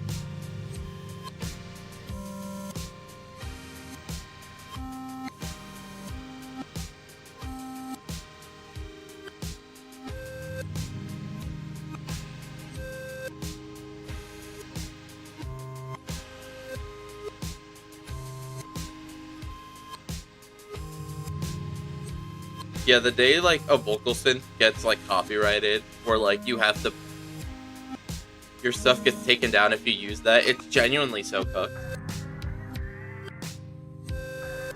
Would be in disarray. That was the sort of thing I was aiming towards. What was the sort of thing? Like a discussion? Again, I would love to actually like, again, I'd be so down to do a podcast. I'm FR right now. I'm FR right now. I'm /SRS right now. I want to do the podcast. Because I think these topics could be very interesting, especially if we talk about it, because I'm a freaking stupid idiot joker type of person.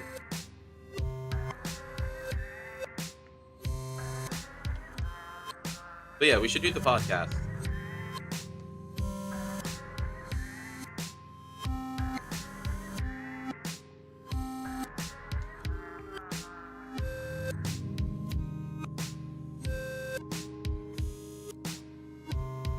Vocaloids require licenses, kind of. Utao is more open source to speak.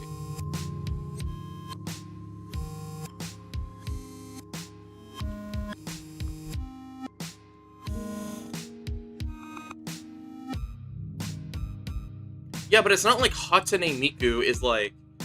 It's not like if you use Hatsune Miku in your own song, you get like freaking banished to the Shadow Realm, right? Or am I just like not in the know when it comes to Vocaloid stuff?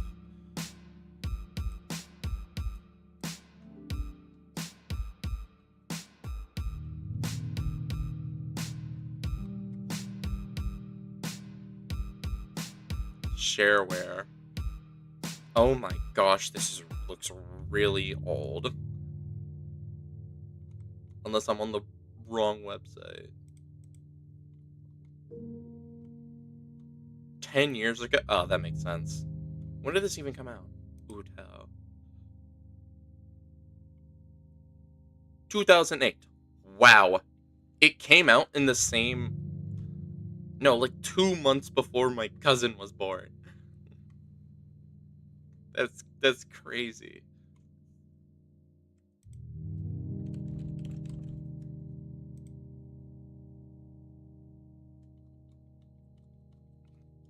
What does a proprietary license mean?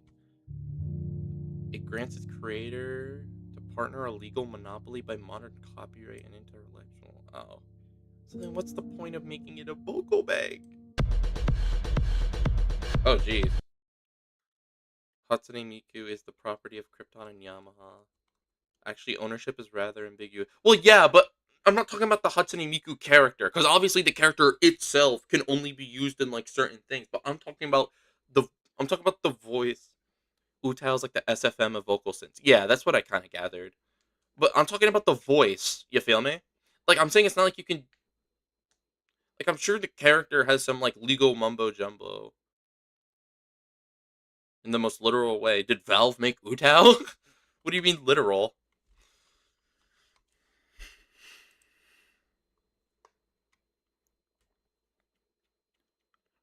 You've piqued my interest. I'm very interested in this now. The point is that when people make sample packs.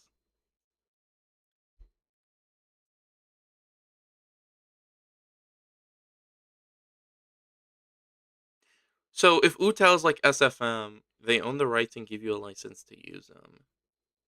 And we're talking about Utao essentially, right? Is it like a Toho situation where like you could use the character? Well, not the characters, but you can use the voice. For Toho, you can use the characters essentially, and you just have to credit Zun.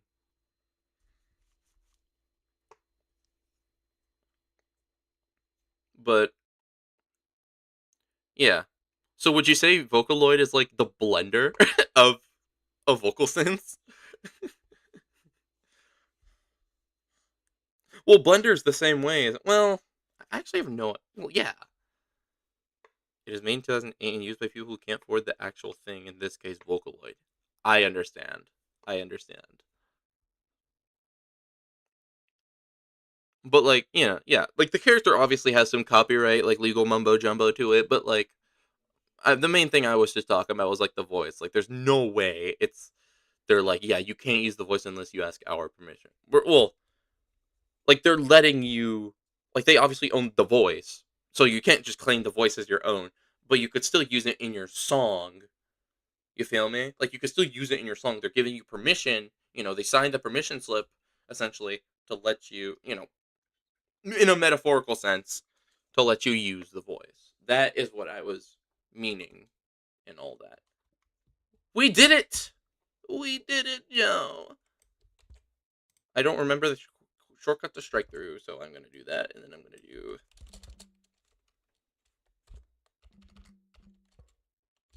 I'll have to look into this. You might start. You might see me start doing Vocaloid music or stuff with vocal synths. Yeah. Anyways, that was I Am Cassette Girl. Ooh, that was good because you can make your own voice bank and do whatever with it. Oh my gosh, with your actual voice. You should not have told me that. You should not have told me that. Anyways, I Am Cassette Girl. The long songs, they need to go. They need to go. I don't like the long songs because of how poorly I did it. Think Vocaloid of. I don't know what GIMP is. GIMP, I assume, is a program, but I know the other definition of GIMP, or the actual definition of it. But I think I under. Yeah. Anyways, I'm Cassette Girl. The long songs did not age well, besides maybe like this, but even then, this is very much electronica. But then you also have other stuff that's kind of like, yeah. I really want to use vocal synths, but it takes time to learn tuning and such. Yeah, I guess. I think that was the thing I heard for a bit. Yeah, this is an album that should have been way shorter. I should have just like done the same thing with like sides, but like not to this extent, or just make it longer without these or whatever. I don't know. I just don't like the 10-minute songs and the 20-minute song, not because they're long, but because they're long and they have nothing going for them. The only one is just like tape dubbing, a lesser known alternative. Well, yeah, but I wouldn't say let SFM is a lesser known alternative to Blender. Like I would say that SFM is just as popular, if not, is just as popular as Blender in my eyes.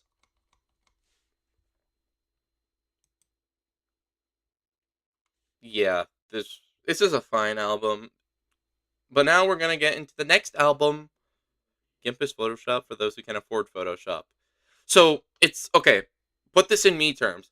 So would you say that Utao is like like what Utao is to Vocaloid is like what GarageBand is to Logic Pro or Ableton or FL or just any sort or any similar really popular like DAW? Would you say that? SFM comparison isn't that deep. Yeah, fair enough. I think I just look too deep into stuff, honestly. But this is them. Cinnamon, the goat, actually made this cover for me. And I don't think I ever credited him. That is really tough, actually. I'm going to do that right now.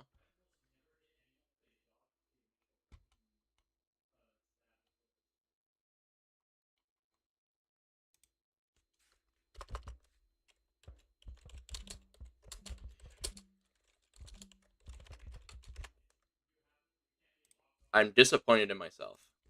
I cannot believe didn't do that. But yeah, and it has their logos, has their cool little logos in the back. Yes, that is comparable. Okay, awesome. The Cassette Girl logo and the J Jesse logo. And this is the first ever J Jesse related thing like ever. Um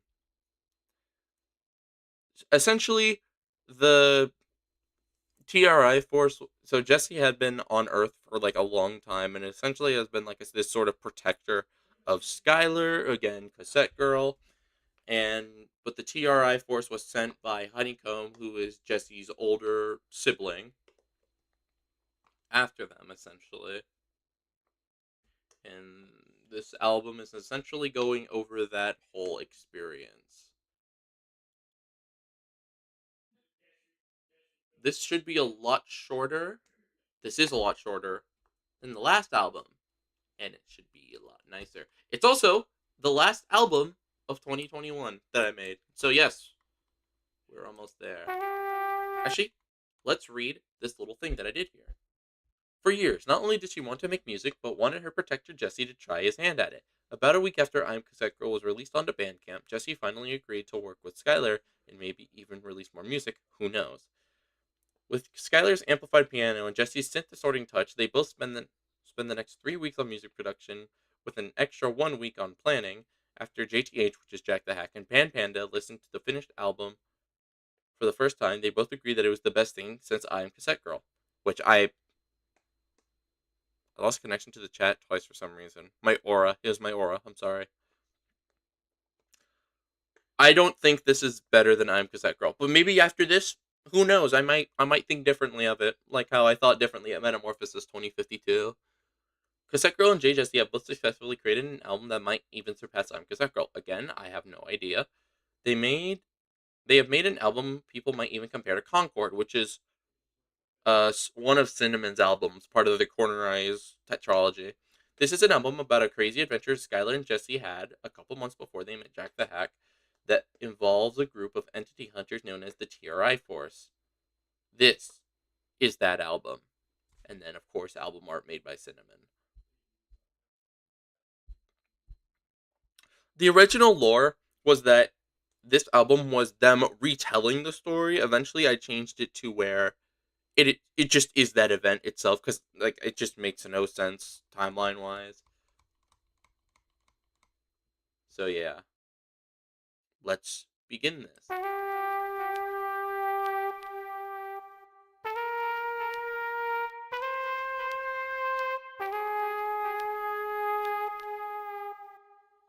I feel like I need to do some homework and do a trying to understand Jack the Hack lore stream.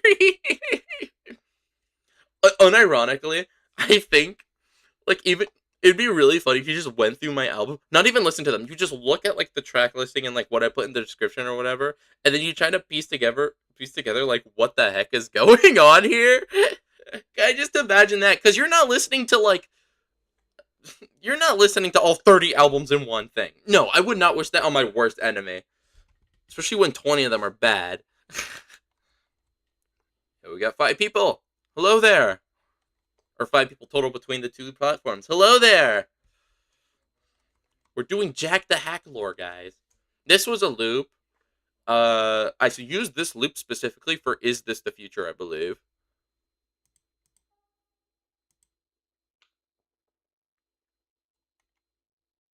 I just need to like put more of my lore in like descriptions and stuff. I know my lore, but it's not inherently understandable. So I just need to like put it somewhere and whatnot, but not just give you everything. You feel me? You know, kind of do something like this where it's kind of this like, you know, last time on Dragon Ball Z type beat. Anyways, 6/8 jazz from the marching band.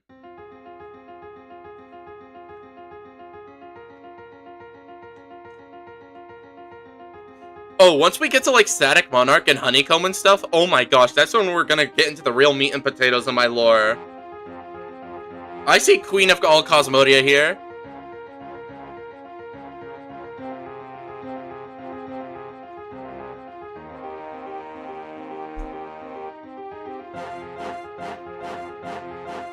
It's gonna be really interesting once we get to more of the albums that you've reviewed.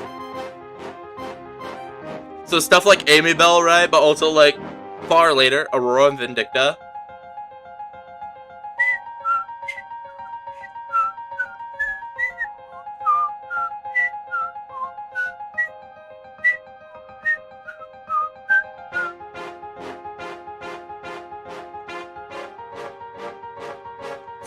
This was also during a time where I was doing MIDI slapping, so not my.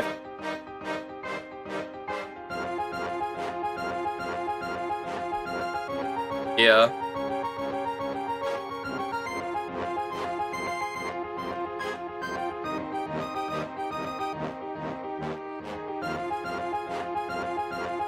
Trying to have the camera focus on me.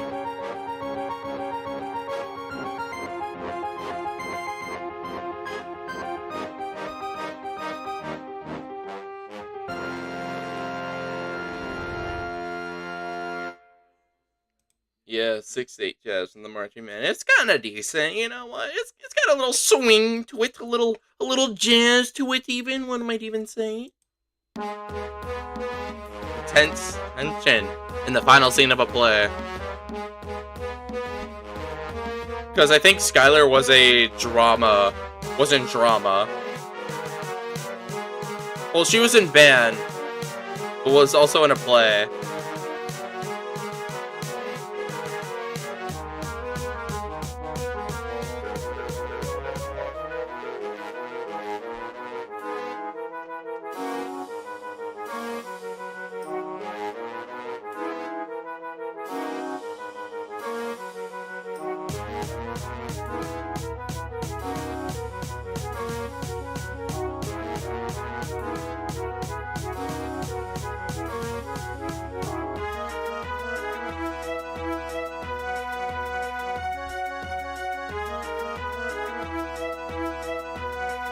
Okay. Gosh, I'm looking at myself on the stream. I need to shave badly.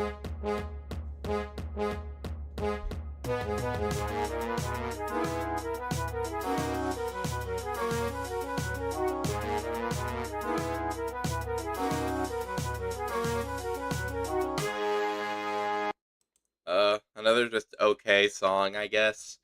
It's just nothing too like special, honestly. It's just like it plays and then it ends and it ties into a story, which at this point in my music career isn't really acceptable. It just should do more. Trouble arises from the depths of the school. This is when the TRI force is starting to come in and they're trying to like do some shenanigans.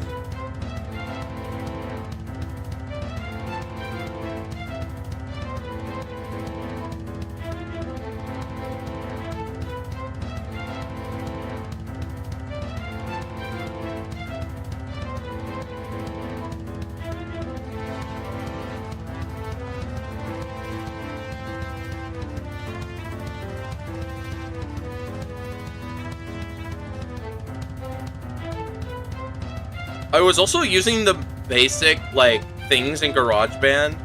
Like, the basic, like, violin and, like, brass and all that. Nowadays, I use a different app for that. Or, essentially, it's essentially a VST, but for GarageBand Mobile. Which I've been having some troubles with it, which is very unfortunate. because I've been using that for sound fun stuff, and I've been using it for years, but it's just now acting up.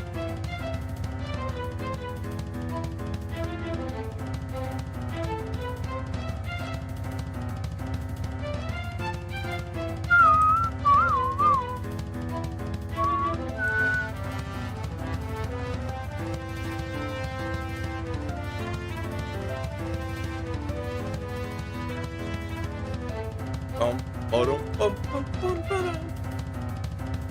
Bum, ba-da-dum-dum-dum-dum.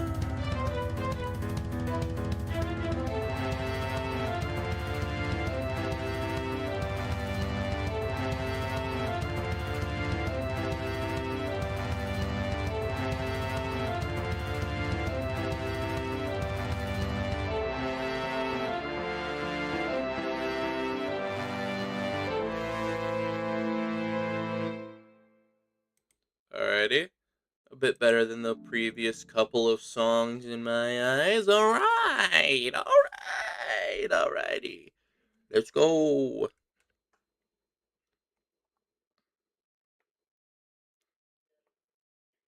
Yeah. Yeah, it's just a your average, like, oh my gosh, something's happening. We better get ready for doomsday to approach. Essentially. What are we looking at here? Do I want to do the thing? Maybe I'll listen to. You know what? I think them. Gosh dang it! I don't want to put this off, but I think them might be the last album I listen to today because I think I just remembered something that I have to do.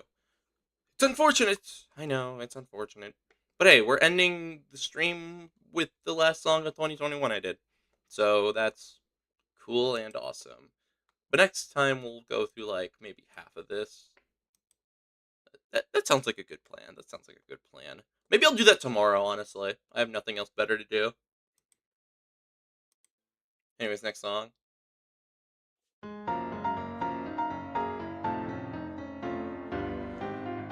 Some like hiding music. Duh. Essentially, they're trying to hide from the TRI force because Skylar didn't want Jesse to get taken away. Essentially, like she at the time didn't know like what was going on, but didn't want Jesse to leave.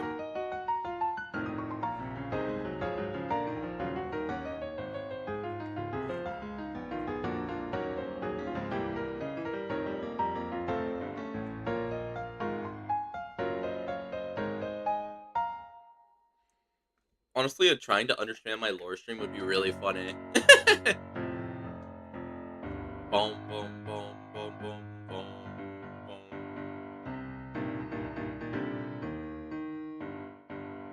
Have you tried other DAWs? I've been using Bitwing Studio for a bit, and they have a 30-day free trial. I know Ghost Domo uses one called Waveform, which also seems to have a free version. Dude, my first DAW was Soundtrap. I learned GarageBand. GarageBand was me trying other DAWs. Like I started off on Soundtrap because what's it called? Well, beforehand it was Loop Softwares. What's it called? It was like specific apps where they just had these packs, and these packs you can like press a button and it would like play a loop. And so I had a couple albums that were made using that for a bit, but I was also using Soundtrap at the same time, and also a little bit of BandLab on both of which on my school's Chromebook because it wasn't blocked at the time. And then at some point I had started to use GarageBand, but I had been essentially learning GarageBand for 5 years.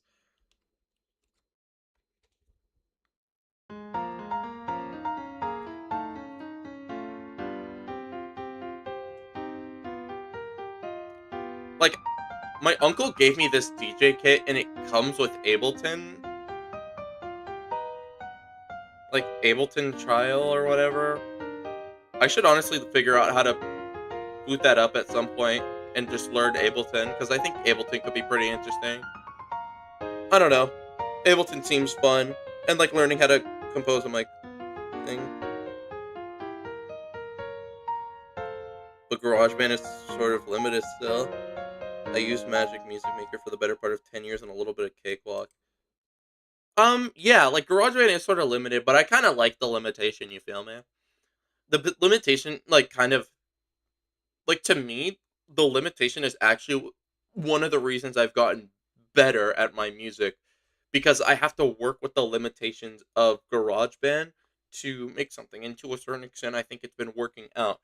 I've been doing a lot more like sampling and like some even like other genres like ambiance, and I think GarageBand through its limitations has helped me sort of expand those horizons and like even once I had like the world piano that helped me like do fonts and stuff for like video game stuff or like video game adjacent stuff, and even like better sounds frankly than the GarageBand like normal library. I still think it is a I even though it's limited, I still think it's a fine DAW for me to use and all that. Ableton is good, but if you don't want to spend a bunch of money, you can try other things. Limitations are fine, but there's a difference between uncontrollable limitations that's imposed. This is absolutely a self-imposed limitation. Or no, GarageBand obviously. Let me play this next song. GarageBand obviously has its limitations. I understand that, but like as I've had 5 billion opportunities, even now, to just switch to something else that has more creative freedom than GarageBand. And I can probably find like a cracked FL somewhere.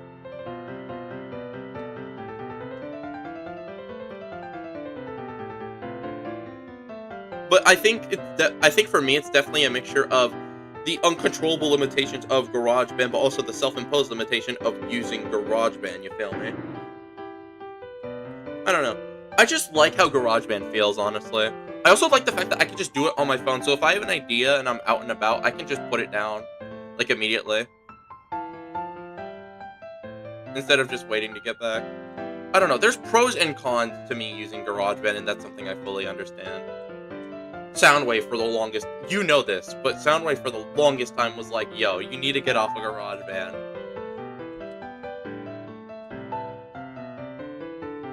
It's funny.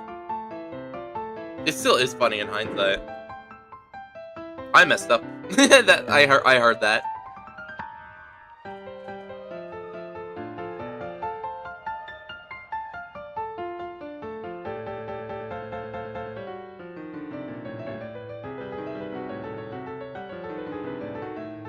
What the heck? It sounds like I'm falling down the stairs.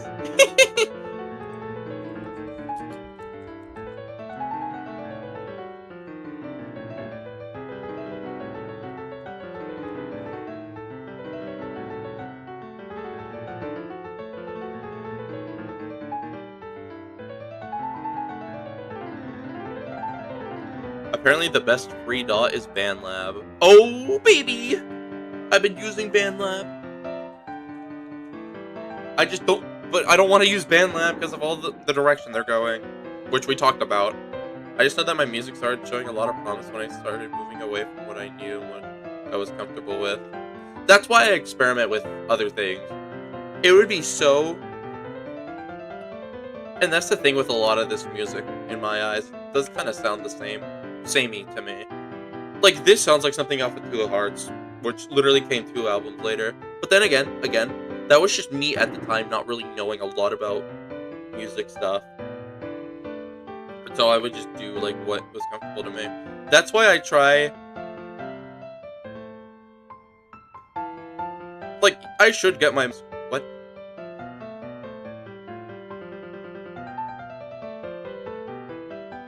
If you ever consider it, you have my recommendations. Yeah. Okay. It could be interesting.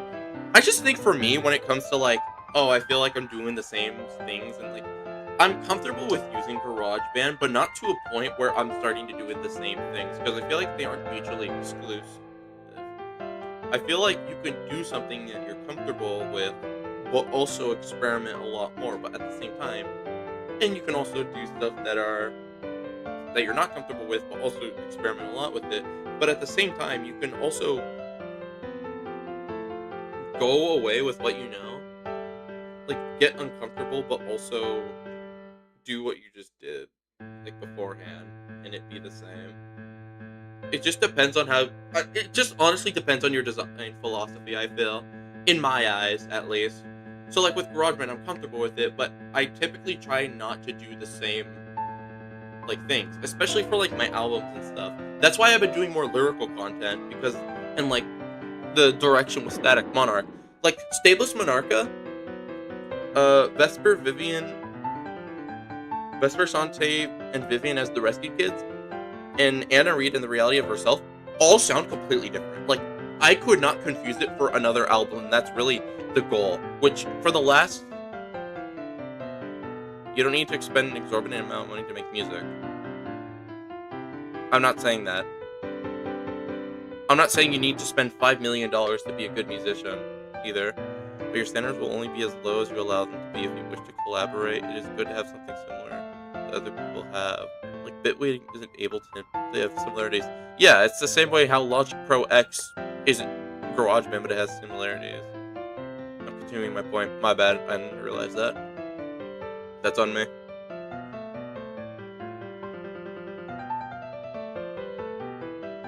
But yeah, I'm agreeing with you that you don't need to spend $5 billion on music. That's like really stupid to me, honestly. That's something for the podcast episode. The state of the cost of music. I feel like our comparisons were a bit opposite of direction, but I digress. Probably.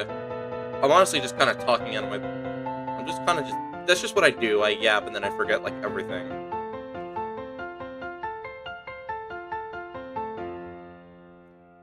Wow, that was really boring for a song called R Space U Run Part 1. The elitism of modern bedroom music production. See, that's a podcast episode that we could talk about. Get Blue Lays on the horn. We gotta plan this. We gotta plan this as soon as we can. Easy, bro. Easy. Like I said.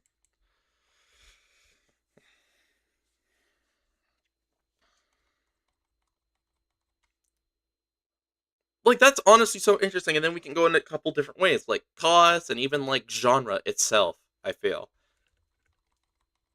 There's definitely things we could talk about in that little topic we have there. Like I said, get Blue Lays on the horn. We gotta make the podcast episode. You can improve your music in 5 easy steps. First, dip it to your hedge fund. Yeah, you need to get your 401k and sell that to get to get half of FL Studio. That's how you really get. This is how you get good at music in 2026. The second part is to sell yourself for the other half of FL.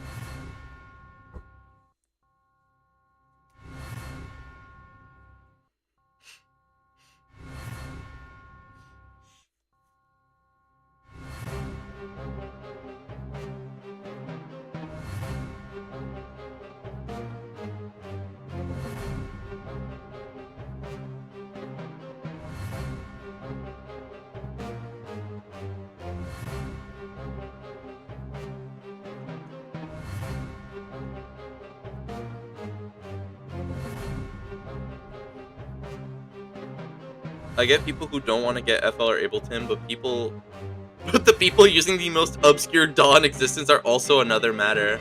Oh yeah, bro.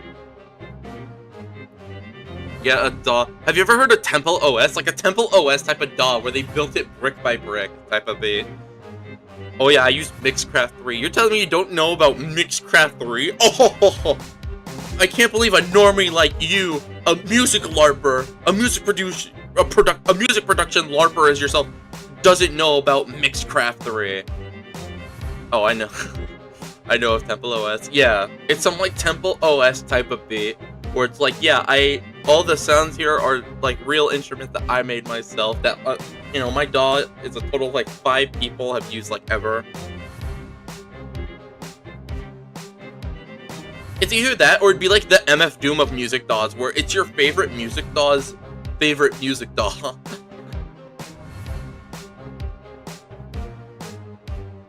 Dang it. Now I want to go into... Can you imagine our whole obscure music DAWs? I record everything, play everything, and adjust every so-called automation. That is the automation is so real because for some reason the automation in GarageBand has like not been working. So I have this like essentially it's a plugin. This plugin where I like use it to sidechain stuff, and I use that for the automation whenever I need to use automation. So that is some Temple OS type of technique, but it's not like I made everything the same way in that sort of vein. It's like those people who like make a song and then use the song to sample it in another song that they're making. But they make the song just to be sampled. They don't like release it or anything, which is honestly a technique that I've thought about using for a bit now. This is a very boring song for something called Run Part 2. Oh my gosh. I was just boring at this time. My lore was carrying everything, and even then it was barely comprehensible. I use Mixcraft. Music production purists annoy me. Like, samples aren't cheating, loops aren't cheating. Go play a symphony, nerd. So true. Actually, no. They would call a symphony stealing because you didn't make the song yourself.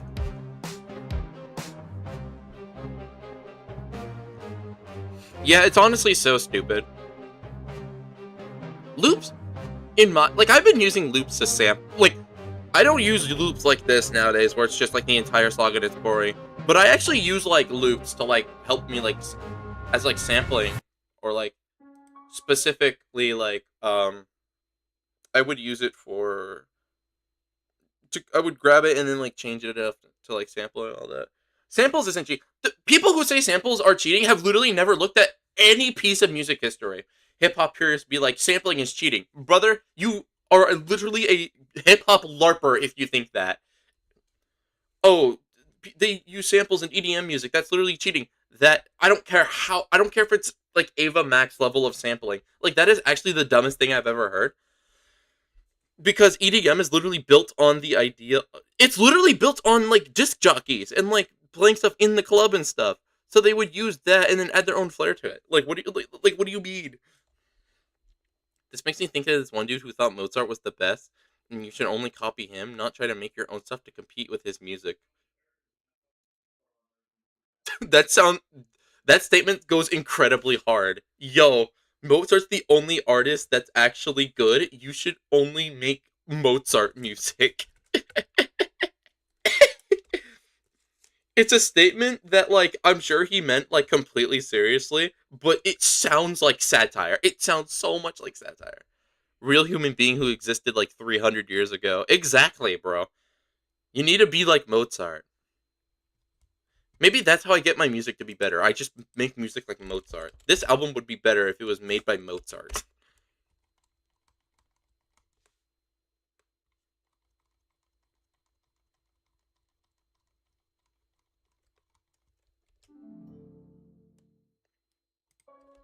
Anyways, runs part 1 and 2 are bad. I don't like them.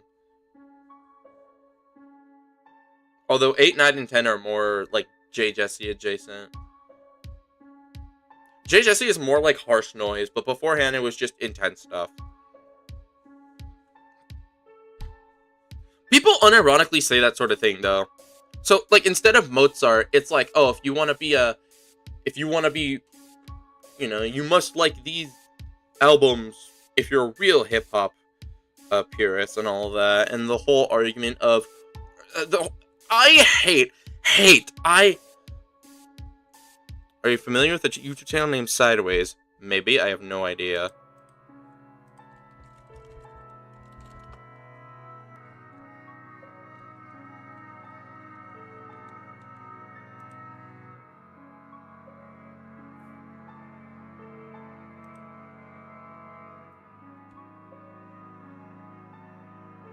Pipe organs belong.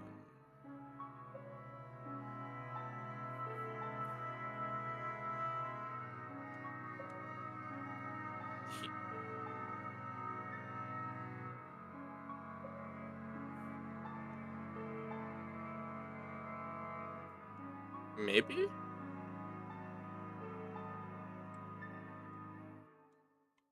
His style of video looks really familiar.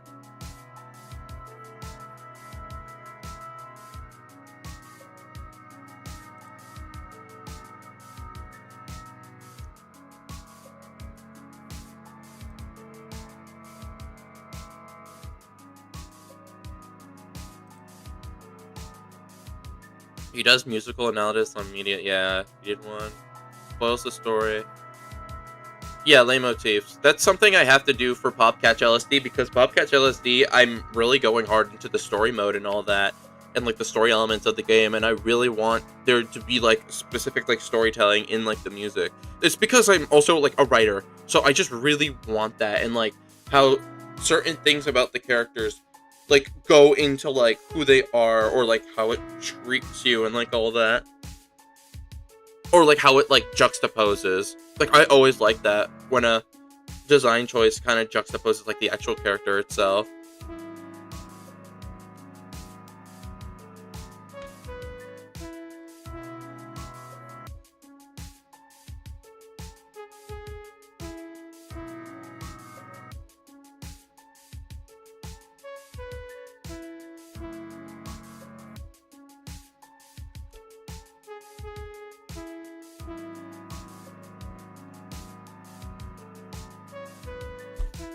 Yeah. But I do not like, as I was saying, I don't like the rhetoric of, oh my gosh, old music's better. All this new stuff is completely garbage, and like it should like I can't believe music got like this. I can't believe it. When e- any piece of new music is always going to be inspired by old music. Like what?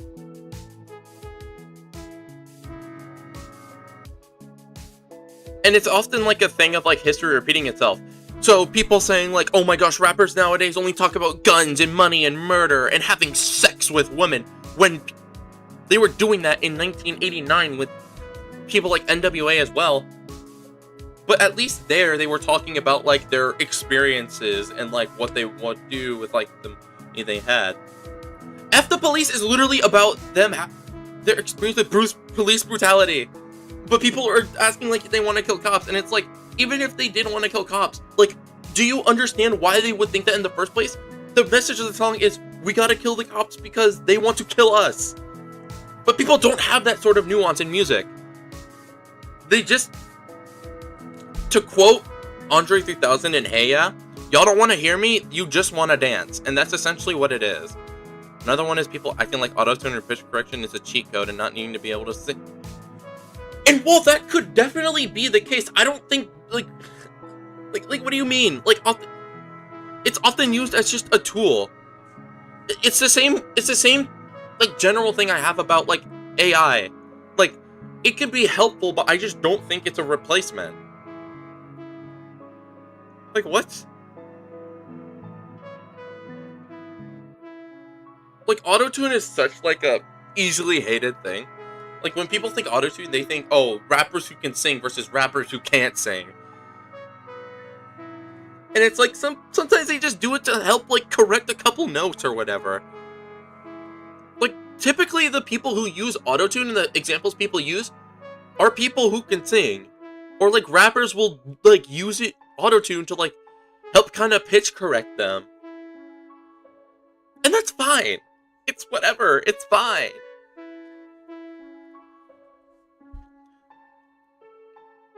It used to.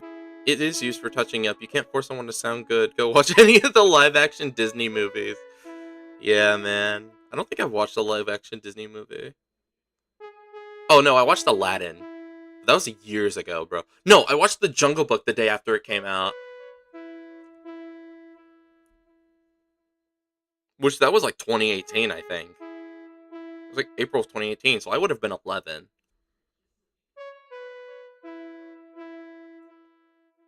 Honestly, I like this is probably the best song so far. Is this just oh wow, I got absolutely. There are some artists like T-Pain who use it as a stylistic choice. He can sing just fine. Yeah, absolutely. Absolutely. I think T-Pain is one of the no. I forgot who Was it Celine Dion who first used it? There was some female singer that used it first. I don't remember who it was though. It was in like the 90s, so it was like primitive and all that. But yeah, there are people who do it as like a style. There's many reasons to do it other than just like, oh, I sing bad, so this is gonna make me sing so much better. It's just a lot of the people, like, I don't know. It's just a lot of people who make these takes don't really know about music, to put it lightly. Like, they just don't know, to put it even less lightly, they don't know anything about music and like its history and all that. And they refuse to look into it.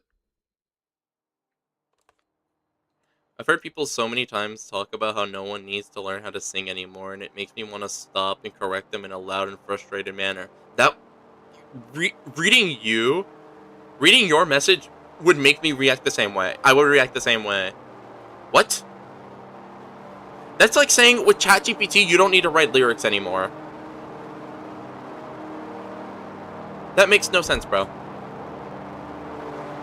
Like ChatGPT lyrics suck. Like, I've generated lyrics, not used them, but generated it for fun.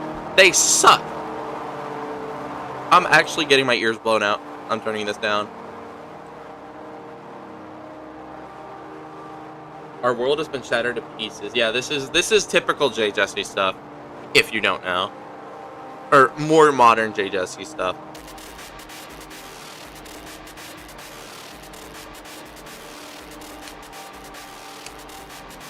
Dude, it took me so long for me to like actually sing well, I feel. Cause I don't think I still think to a certain extent I don't really sing well. I sing in like a bedroom pop sort of manner, I guess. If I'm really trying to give myself credit here, I guess. But it took me a while for me to get more comfortable with like singing and like rapping and stuff. Like, some people just learn how to sing, and some people, and most people who use autotune actually know how to use autotune. So, like, actually, like, use it as a tool to do stuff. I can't just pop... Dude, if that was the case, I'd be singing in a lot more songs, bro.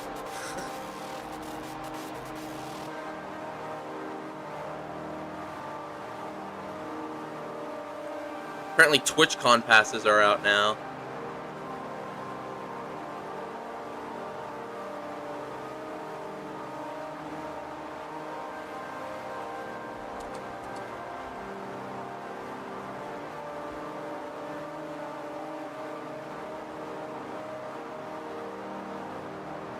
Oh, wow. TwitchCon's in November this year. Gosh, they're pushing it back. It's gonna be in December next year, bro.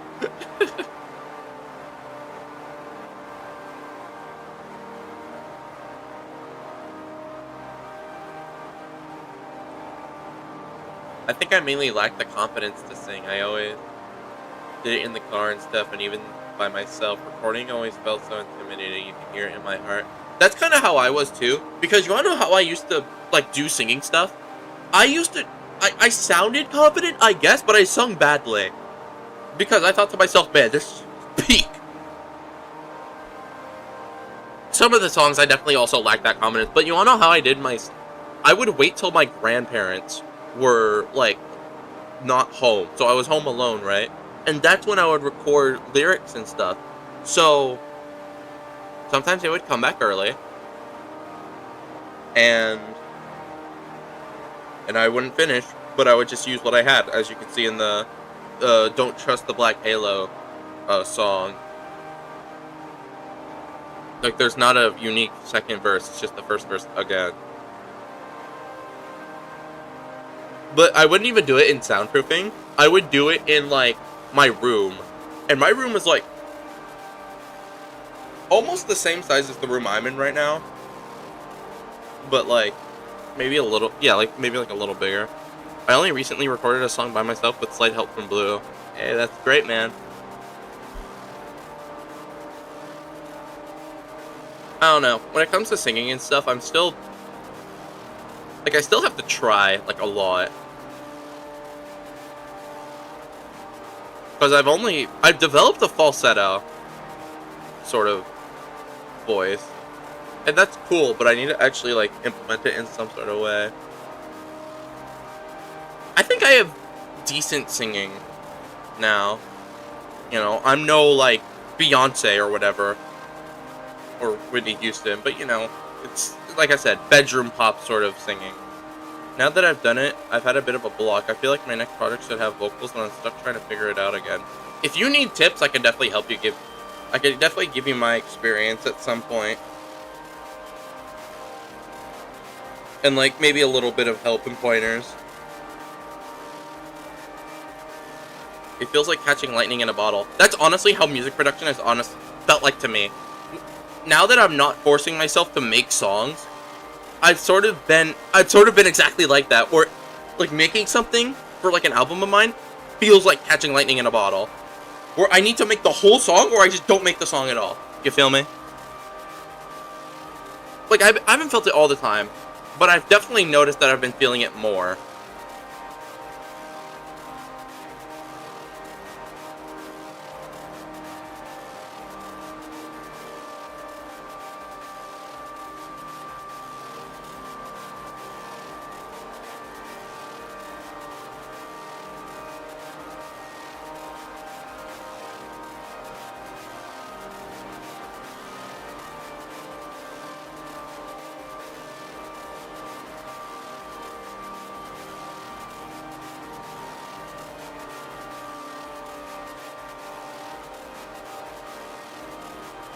Oh heck no.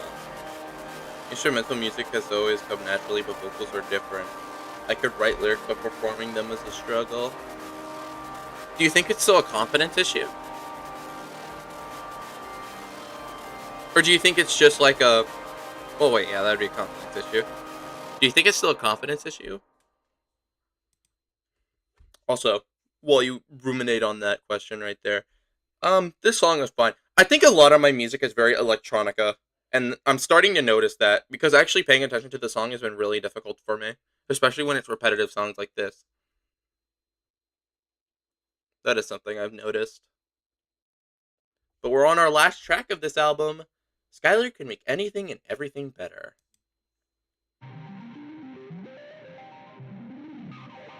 Problem is that I'm prone to overthinking and it makes me choke in the moment. Oh my gosh. You do not realize... You don't realize how many times... Now, there are a couple songs, and I'll get to them when I eventually get to them. But self-sabotage... No, I know what you mean. There are songs that I've been doing more where they're more in one take.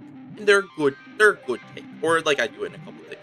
There are songs where I genuinely get like 2 bars in when I'm like rapping or I'm like singing. I catch myself like messing up and then I have to restart the whole song. And like sometimes I'll Frankenstein like my best takes together. But you know, more recently I want to start actually like doing it properly.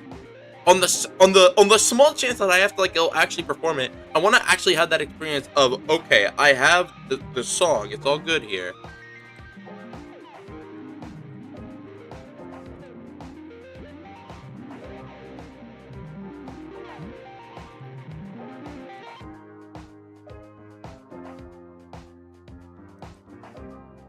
I know how to sing it, I hear it in my head, I can work it out, then I press record and I just can't do it.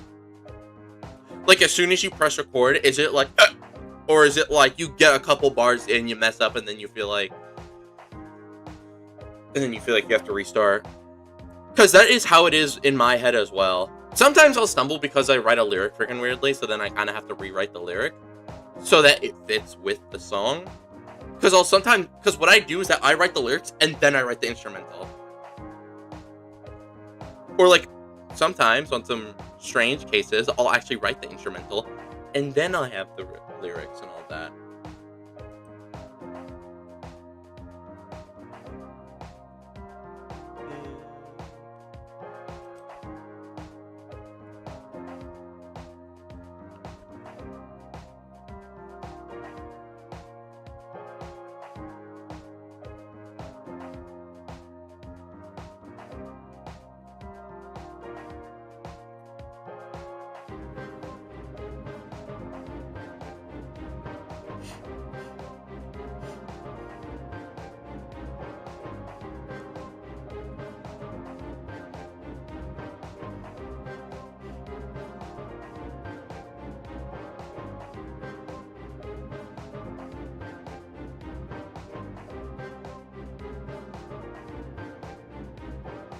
Whoa, wow, I just zoned out like crazy there.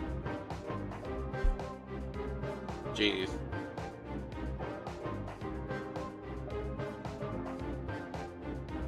Gosh, this music is so repetitive. I'm actually like visibly dissociate. I'm seeing myself on the camera, and I see myself because there's stream delay. I see myself visibly dissociating. Oh my gosh. There's only 3 more minutes of this album, bro. I could do it. I could do it.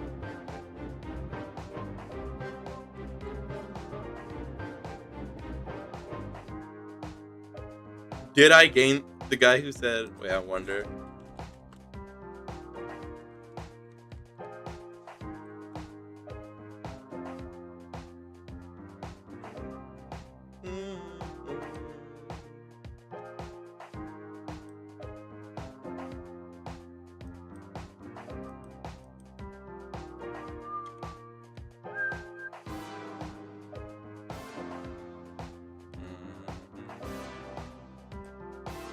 My latest video seems to be doing pretty well right now.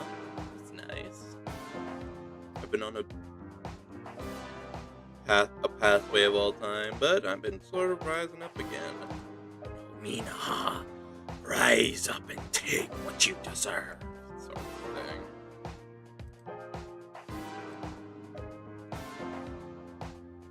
I have zoned out in critique recordings. It is always a moment where I'm like, do I stop and redo this? Yeah. Oh wait, I could turn this up again. Yeah. I don't think I've zoned out like that before on camera. But I do that normally. Like, I'll just be walking or I'll be doing something and then I'll just zone out, which is really funny to me.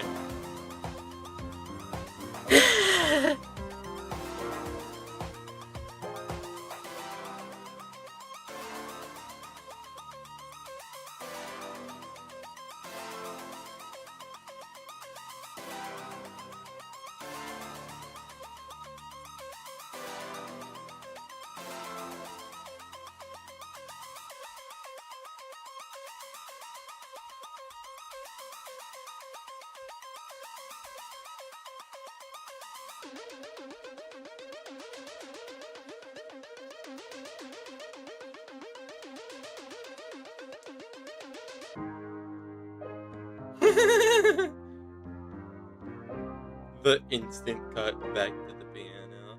Just so that Skylar can have the last note. That's really funny.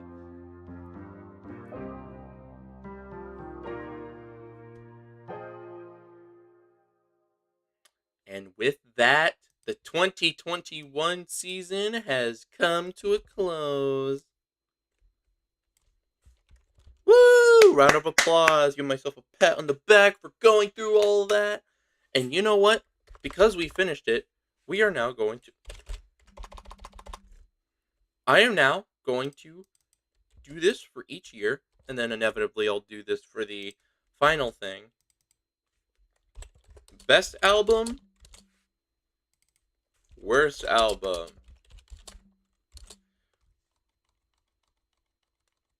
The best album.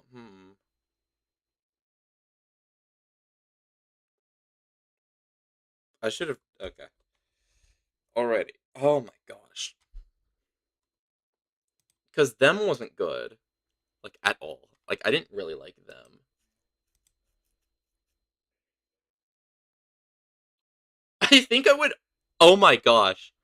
Because me saying Them was the worst album would mean that Heartbeat wouldn't be my best album. Oh, but I Am Cassette Girl had awful moments.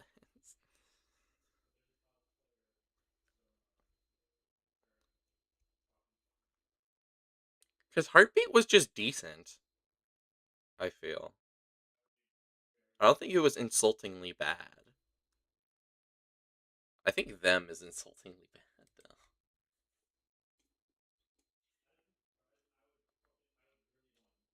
though.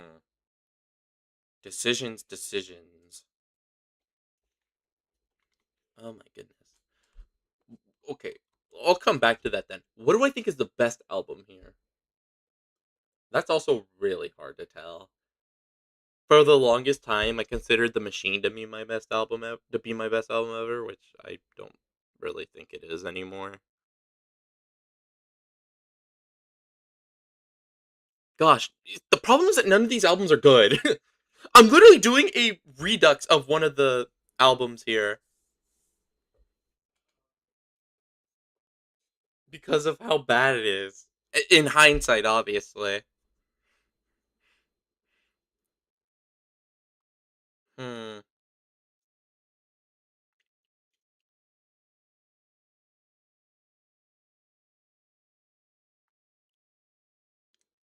I think Dark Side of the Internet was definitely on the higher end of albums that year. In hindsight,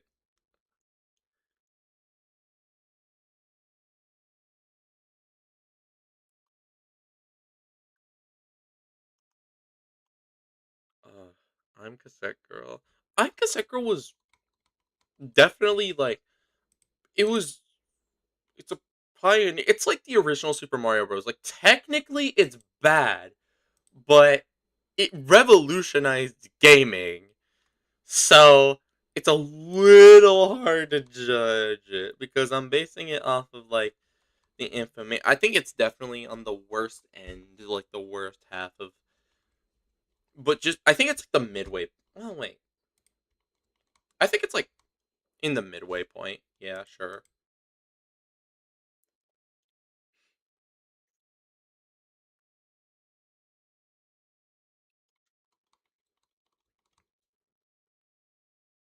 I'm also thinking about this lore wise, like lore wise. That's why I think I'm giving them the edge over Heartbeat because them at least had lore, like good lore that actually contributes, and you can kind of garner it from the album itself. The problem is that the songs themselves are like Run. I don't think was good like at all. These were probably the best songs in the album, and they're not any better than these. It's kind of a mediocre album in my eyes. But the lore is probably what's carrying it above worst album, so it's not the worst album in my eyes. So not them. I don't think I'm Cassette Girl is the worst. It Don't Trust the Black Halo I didn't really like. It could have been so much better. Let me see if I can find that again.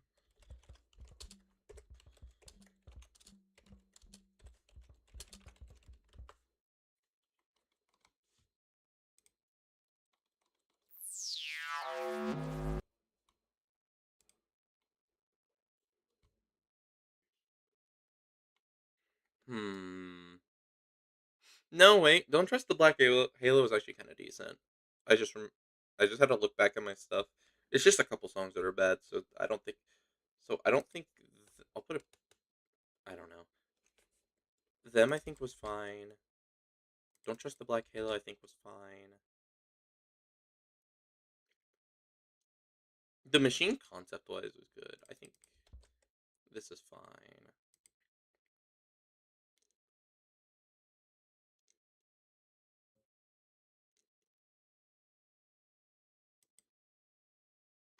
The Dark Side of the Internet,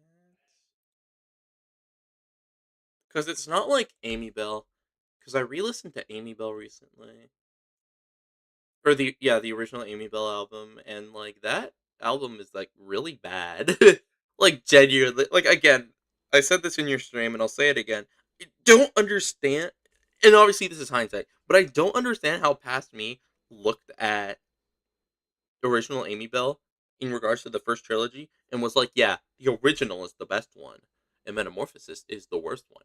Where it's probably the other way around, honestly. Where I think where I think Metamorphosis is the best in the trilogy, or in the first trilogy, and Amy Bell's the worst. Because Synthesasia had good songs, definitely better than Amy Bell. It's just that I think Honey Advent was kind of carrying it, but I'll cross that bridge again once I get there.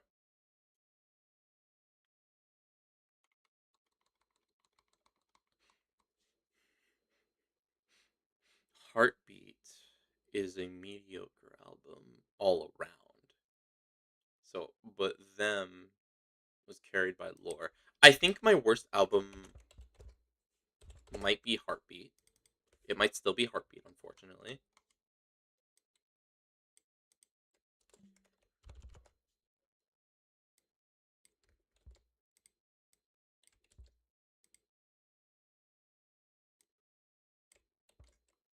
We'll kind of just copy this now.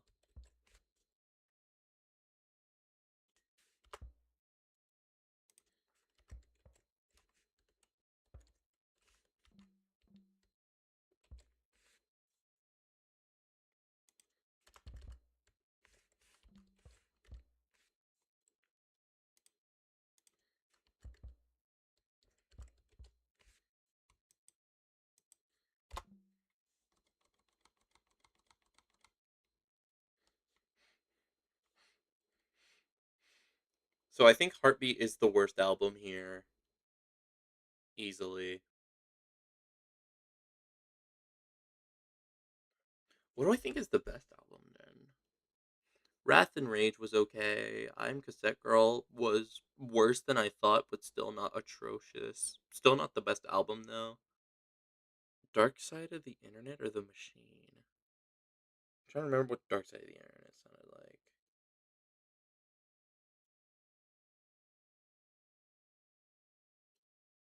Because they both have the lore, although they were slapped on.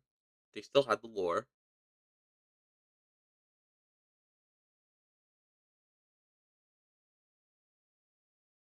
I'm trying not to cloud the fact that it might be The Machine.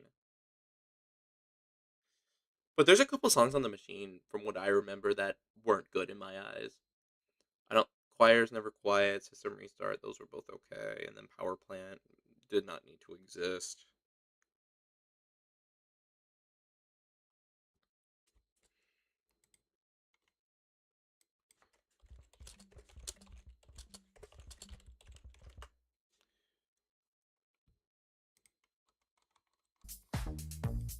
Oh, wait, Other Side. I forgot that was the first song.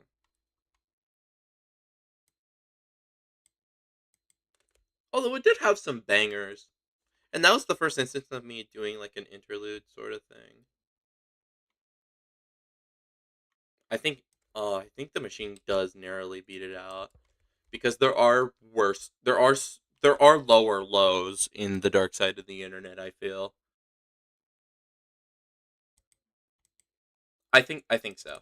I think the best album I think this is Here We Are. Woo! Now that we're done with 2021, we've gone through them and, I think the best album was The Machine. I think the worst album was Heartbeat. Now, I just thought of this right now. No, I'm not writing this with Gemini. Thank you. I just thought of this right now, and I'm just going to add it. Best lore, worst lore.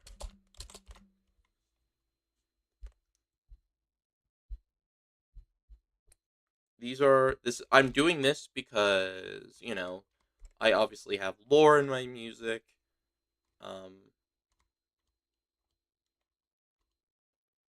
And so and when I mean worst lore, I mean, I don't mean like this lore was bad. Well, maybe in 2021, like, yeah, the lore was bad. But I guess, like, if I had to retcon it or something.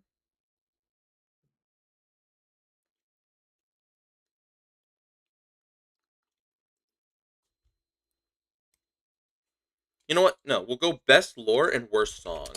What was my least favorite song throughout all of this?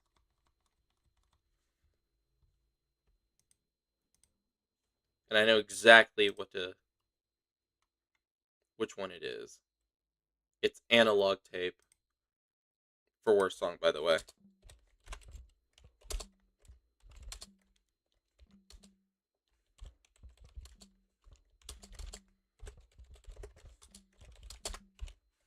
Easily. It is easily that. I did not like all the other stuff. It's like I didn't really like or I thought could do better on. But Analog Tape was genuinely So boring. Oh my gosh.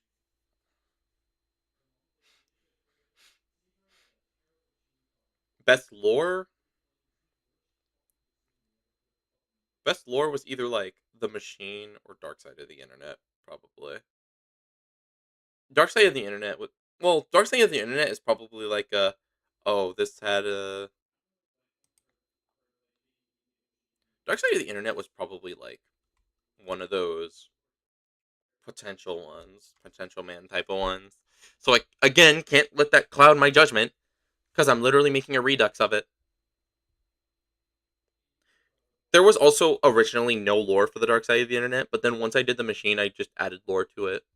I did that for Heartbeat also, but I retconned Heartbeat. So Heartbeat actually isn't in the, if you do the trying to understand Jack the Hack stuff lore. Ask me what albums are retconned because I can tell you exactly what albums are retconned or like what isn't canon and whatnot. Paradox. Don't Trust the Black Halo. I don't think is retconned. Or I mean, this is a whole trilogy in and of itself.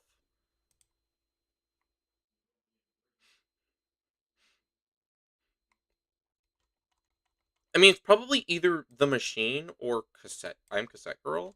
Actually, them might have best lore because the lore, like this, the album's bad. Like, don't get me wrong, the album's bad, but its lore is actually like you could see it clearly. You could figure it out from like whatever, right? And especially through the music, despite how bad it is, and it actually contributes to the overall lore because it ties into the cosmos, and it was one of the earliest examples of my music tying into the most beautiful place in the cosmos, literally the most important place when it comes to my music lore. So I'm actually going to say best lore was them, despite me not liking the album that much. Woo! Woo! Alrighty, y'all. This is it right here. This is 2021 stuff. This is 20. We have listened to all eight albums of my music from 2021. The best album overall, I think, was The Machine. It has good lore and it has good music overall compared to the rest of this stuff.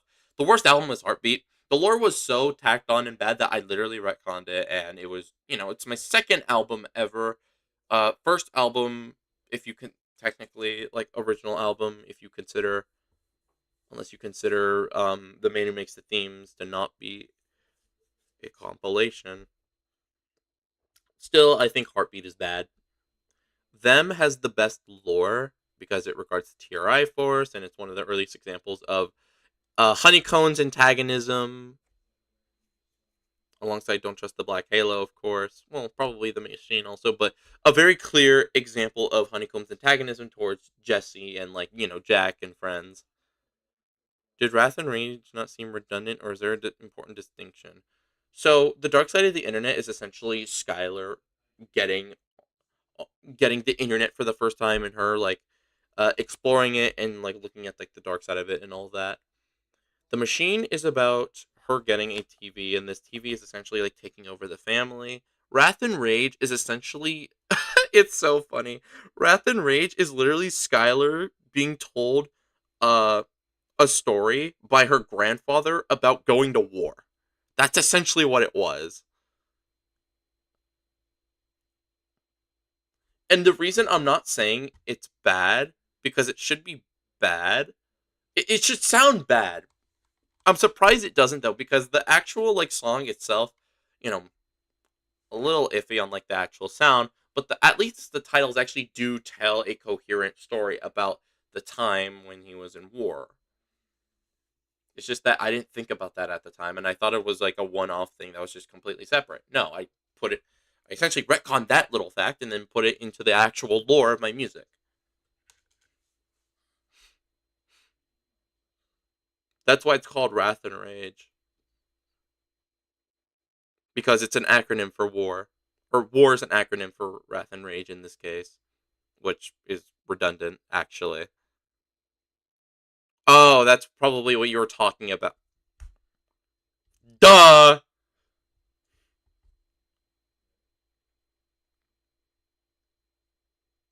Yeah, I only did that for the acronym to work. I guess you could make a like an English major sort of distinction of, oh, wrath is like the overall like destruction of like the anger of like everybody fighting each other in the war, but rage is like the specific person like going at it with somebody in the war. That's the only way I can explain that. And then the worst song is Analog Tape. I think it's genuinely one of my worst. Like Heartbeat is my least favorite album that I've ever made, but I think Analog Tape might be one of the worst songs that I've ever produced. I don't know if it was supposed to be an exploration of emotions and how they're perceived slash manifested. Yeah.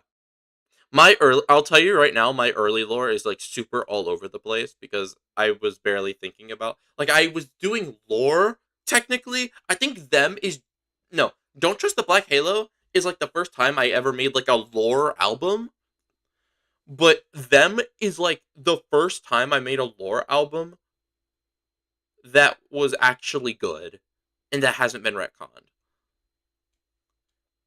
The only retcon is just making it to where the album itself is the event as opposed to Jesse and Skylar retelling the events.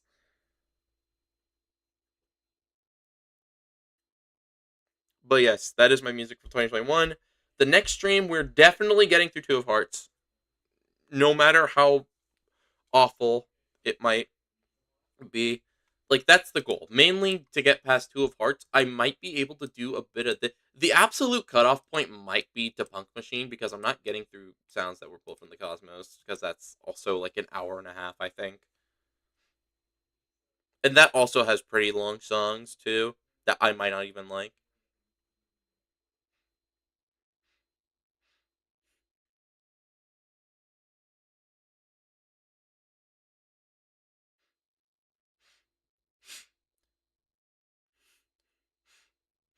But yeah, we're at minimum getting past Two of Hearts.